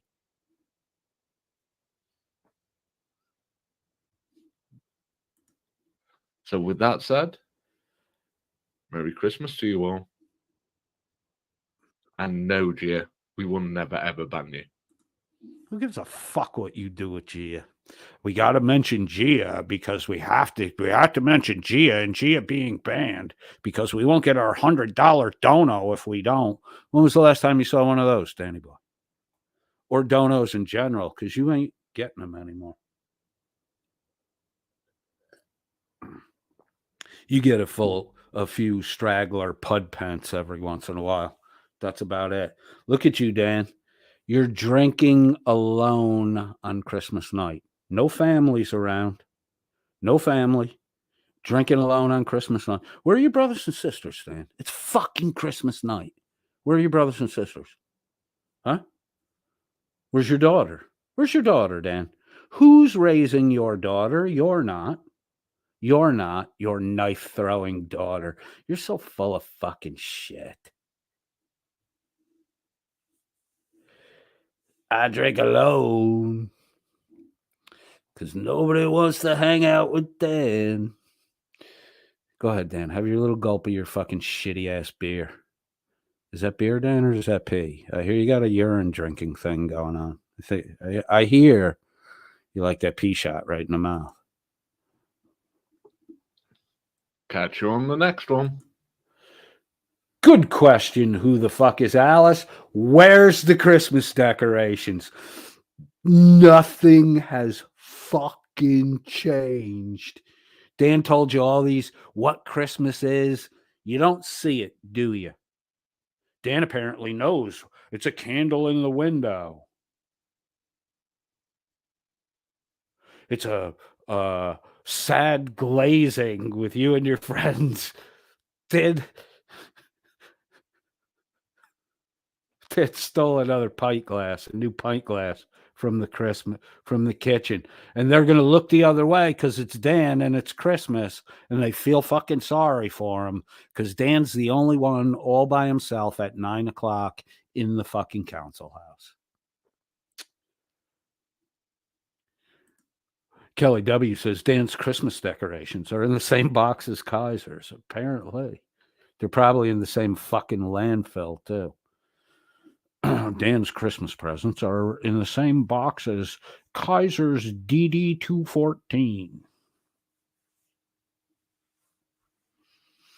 Dan had that motherfucker too. He had him. He had all the fucking paperwork. He had a lead on the fucking story. He had him.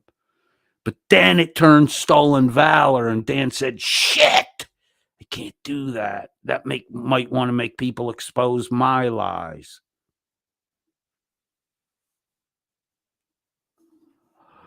Sad little pud puller. Danny is a sad little pud puller, pulling that pud. All right, let's hear the. Let's use last night's Welsh News Network ending. I had to go through this whole fucking thing to get to this fucking shit because I got a heads up that they were talking about me, but I didn't get a time marker this time. And it's literally the last fucking 2 minutes. This is the We're Back, Time to Catch Up episode. 844 views.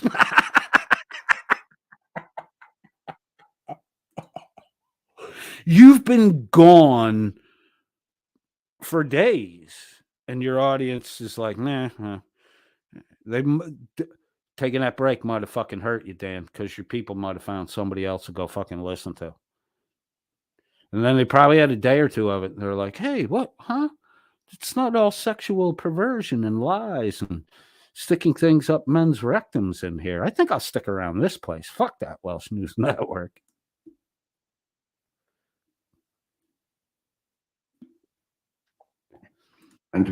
Okay, so this is before Shuggy gets going. Welsh News Network, we are back. Time to catch up. 11,100 subscribers, 844 views. Didn't they used to have 11,200 subscribers? Didn't they have 11,200? Anybody out there? Confirm, deny, confirm.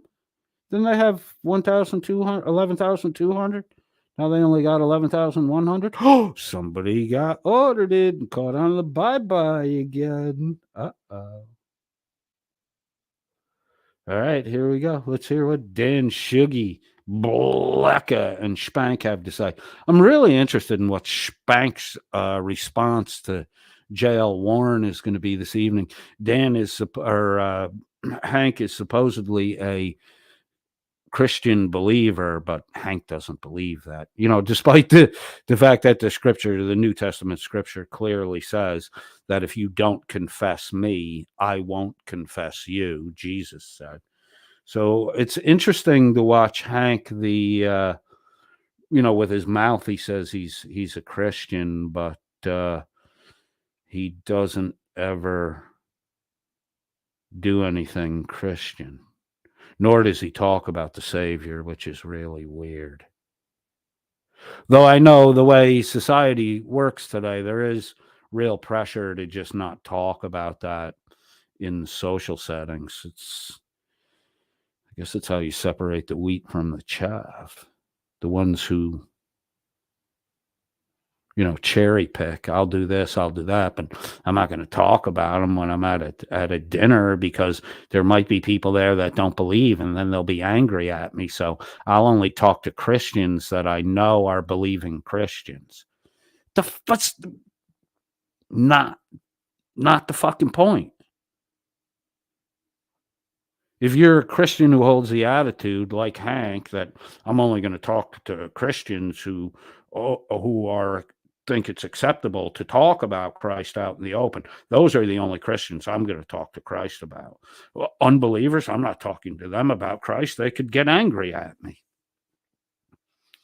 I guess you missed the part in Scripture where it says the word has an offense built into it. The word itself has its own offense. It offends a lot of people. Sinners don't want to be told they're fucking sinners. That's why they find the word offensive. But Hank's worried that people might think less of him because he talks about Jesus. Jesus talked about people like you, Hank. You should get in tune with what you're doing. More now we're covering the famous debate, are we? Yes. So Shuggy brought it up. Apparently now it's a famous debate. I would like to remind you that 3, maybe 4 weeks ago, Dan literally declared me, Coded Friend, irrelevant, and yet has talked about me every day.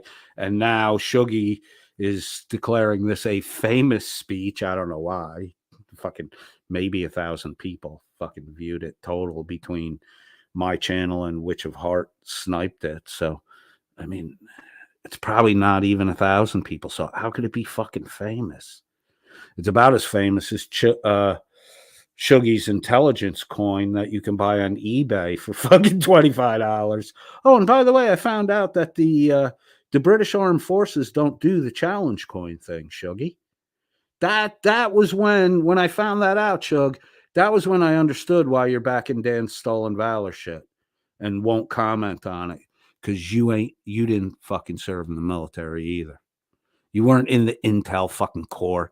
You can't even formulate a fucking rational thought, and all your shit is just wishful, hopeful what ifs and whataboutisms.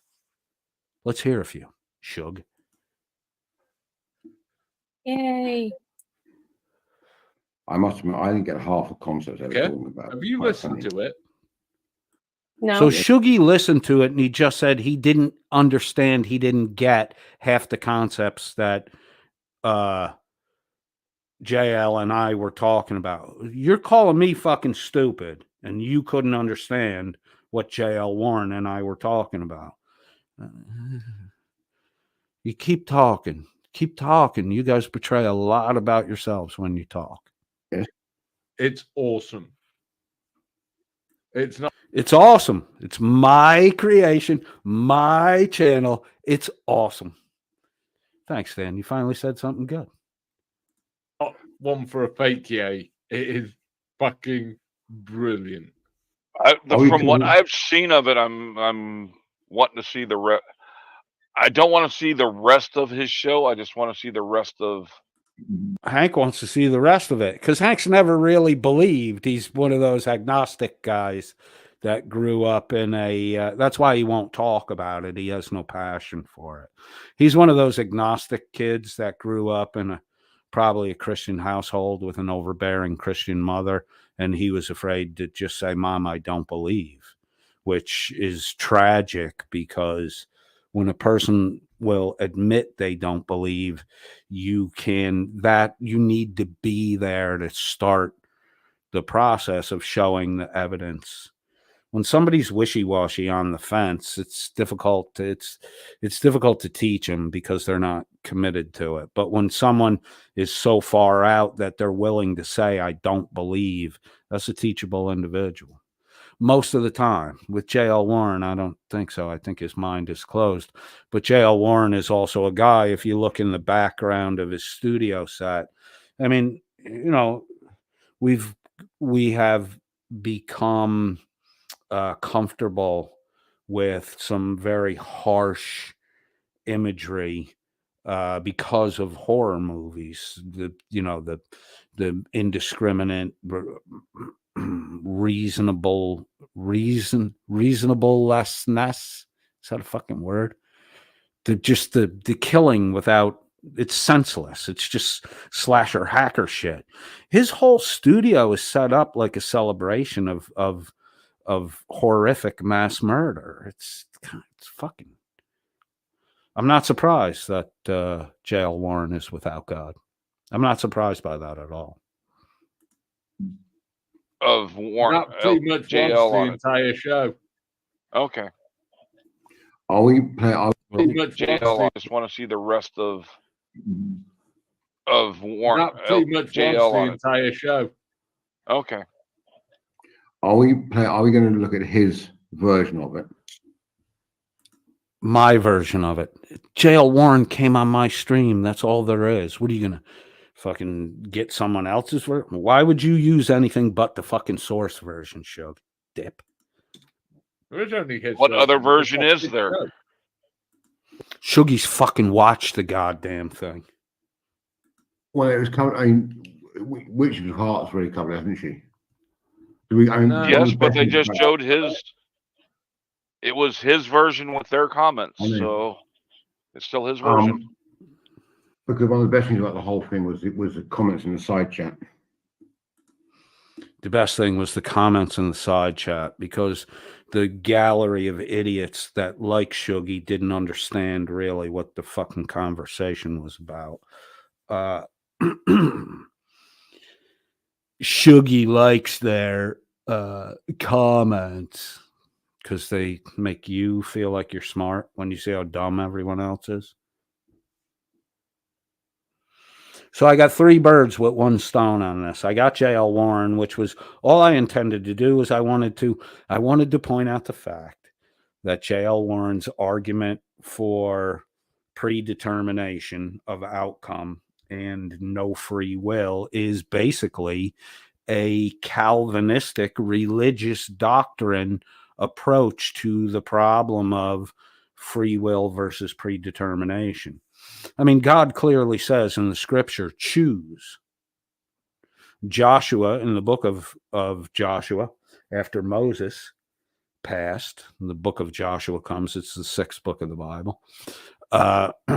Joshua gives a speech to the Israelites. Look, you do what you're going to do. If you want to worship the God Rephaim that you've made the golden calf for, while we want, if that's what you're going to do, that's what you're going to do. But as for me and my household, says Joshua, we will worship Yahweh who delivered us from Egypt. And so everyone has a fucking choice. I mean, it's all through Christian scripture, the choice that you have. If God tells you to choose, it's because you can make a choice. It's not because it's all cause and effect and you're trapped inside some fucking human pinball machine where you're just bounced around from fucking calamity to calamity. These people who want predetermination, they want predetermination because they don't want responsibility for their actions. No. It wasn't. Most of the comments in the side chat were from people who didn't understand what the fuck was being talked about. But they were most certainly anti-coded, which is quite nice. What, in Witch of Hearts? No, in his. Off his one. Well, he had a few in there that were anti him, but no, most of the people in my chat were arguing against the people I have here as regulars. And to be honest with you, I don't really have a problem with that. It's the people who believe in Christ and keep quiet because they're worried about what other people will think or say. That's what is really bothersome for me.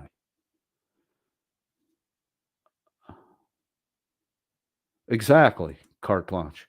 J.L. Warren doesn't believe in God, yet he believes in zombies and ghosts. Because zombies and ghosts won't hold him responsible for his actions. God will. I mean, J.L. Warren is, I believe he's married, but he's also said in the past that he's indiscriminate on the gender of sexual partners. So he has indicated he doesn't care whether people are male or female. He's just out to self-gratify. It's, I don't want to get everybody's feathers all fucking riled up again, but I talked about this, and the streams I did were fucking brigaded by Dan. Dan went around doing super chats and fucking pointing people at the video and getting people to fucking complain about it.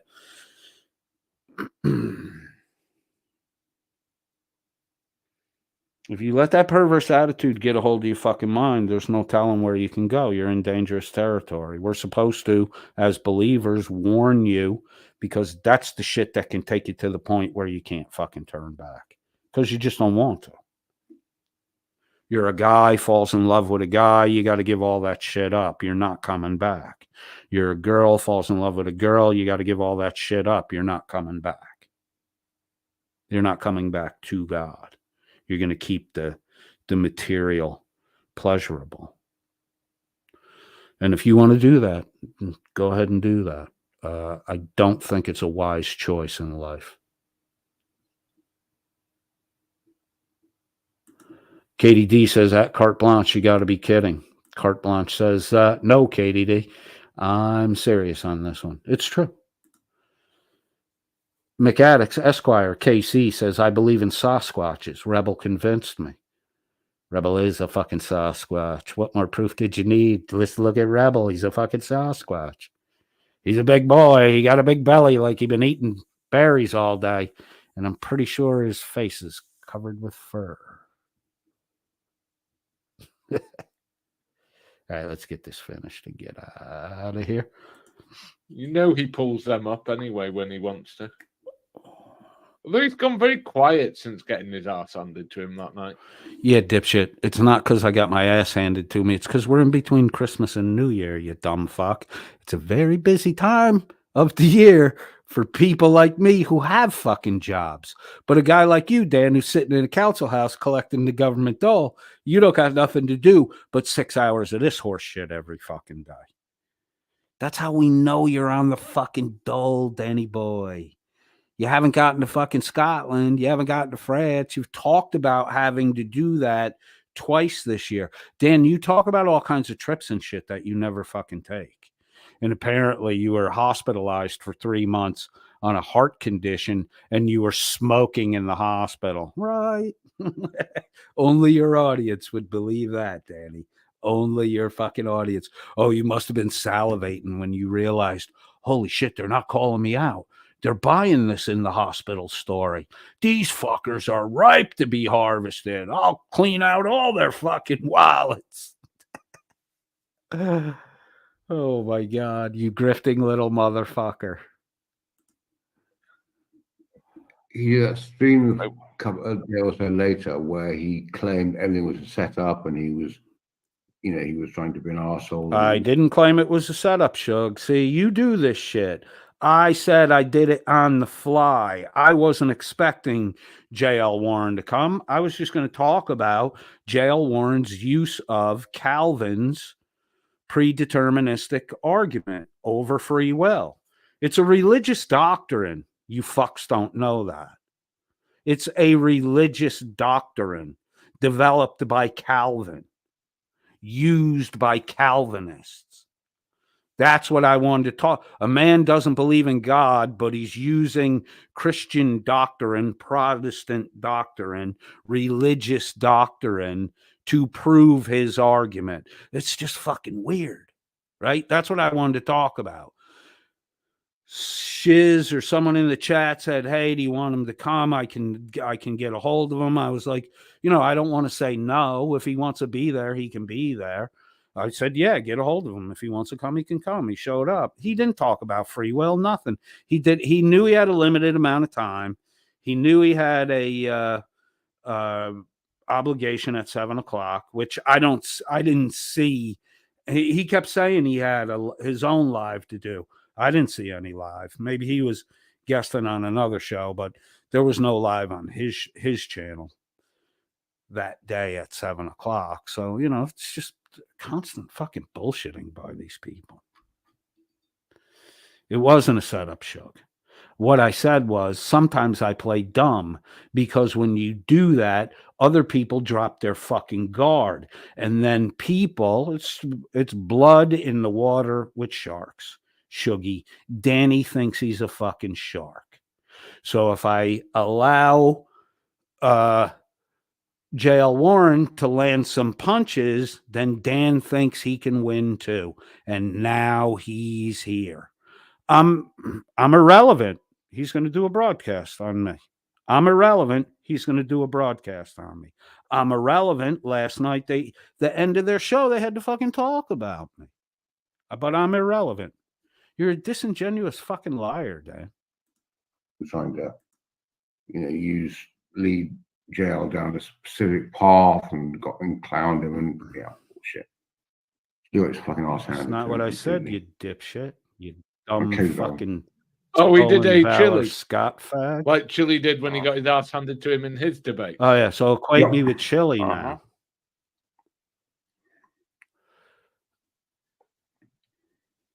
What's that fucking dude's name? That right, folks.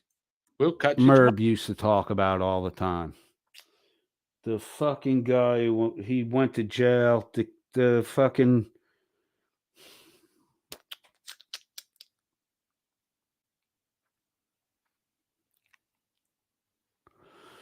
Who the fuck is Alice? Says, I find it odd they comment on chats that disagree over here, yet they delete and block over there if anyone tries to disagree with them.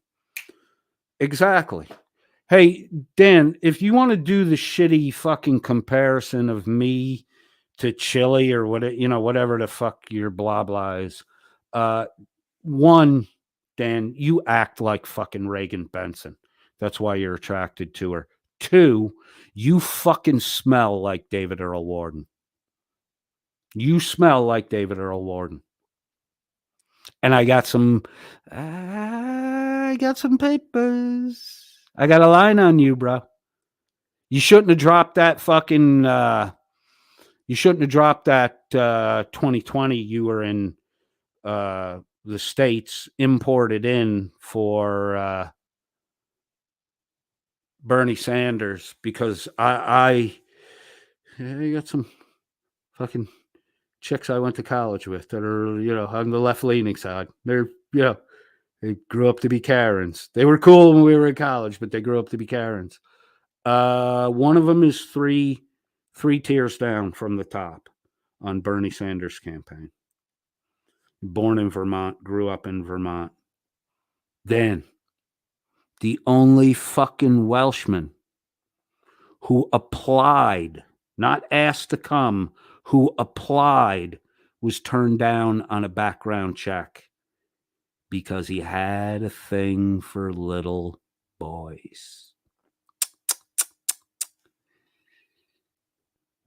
I get your fucking name, Dan, and I get that fucking background check, and I'm going to put it on a fucking billboard as close to Blacker's house as I can fucking get it. Have a nice day, Danny. Tomorrow night. Good night. Bye. Happy learning. Bye now. So I pushed down this snipe to 7:30. We'll run behind them. I got to do something real quick, and then I will be back over at codedfriend.001. Thank you very much, everybody, for being here. Laura Raider, 7:30. We'll be on at Coded Friend. You can join us over there because you were late to the party today. Brought you in with a little bit of the Jeff Beck group, Jailhouse Rock, in honor of Turtle Boy's incarceration. Shiz, by the way, just absolutely loves how they had to lift the little tyke up by his armpits to get him in the van.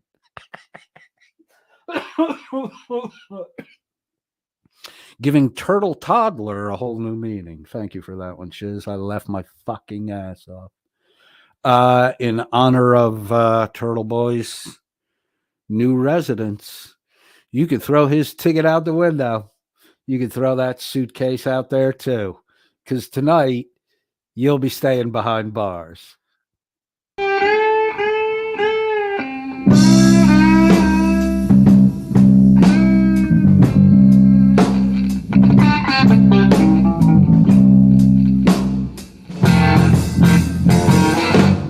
Throw my ticket out the window.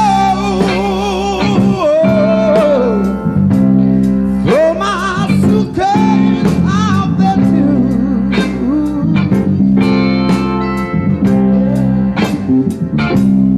Throw my phone out the door. I don't need them in my home tonight. I'll be standing there.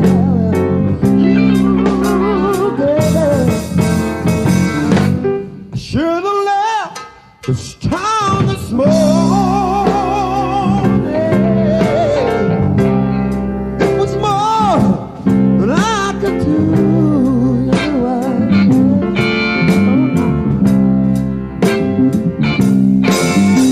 Your love was so strong.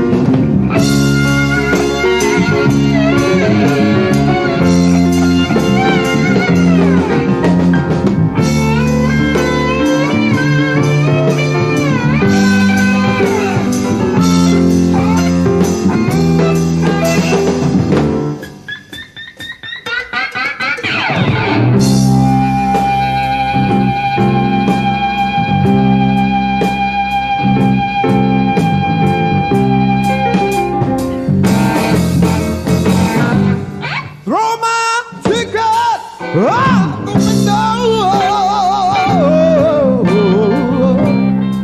throw my suitcase out the too.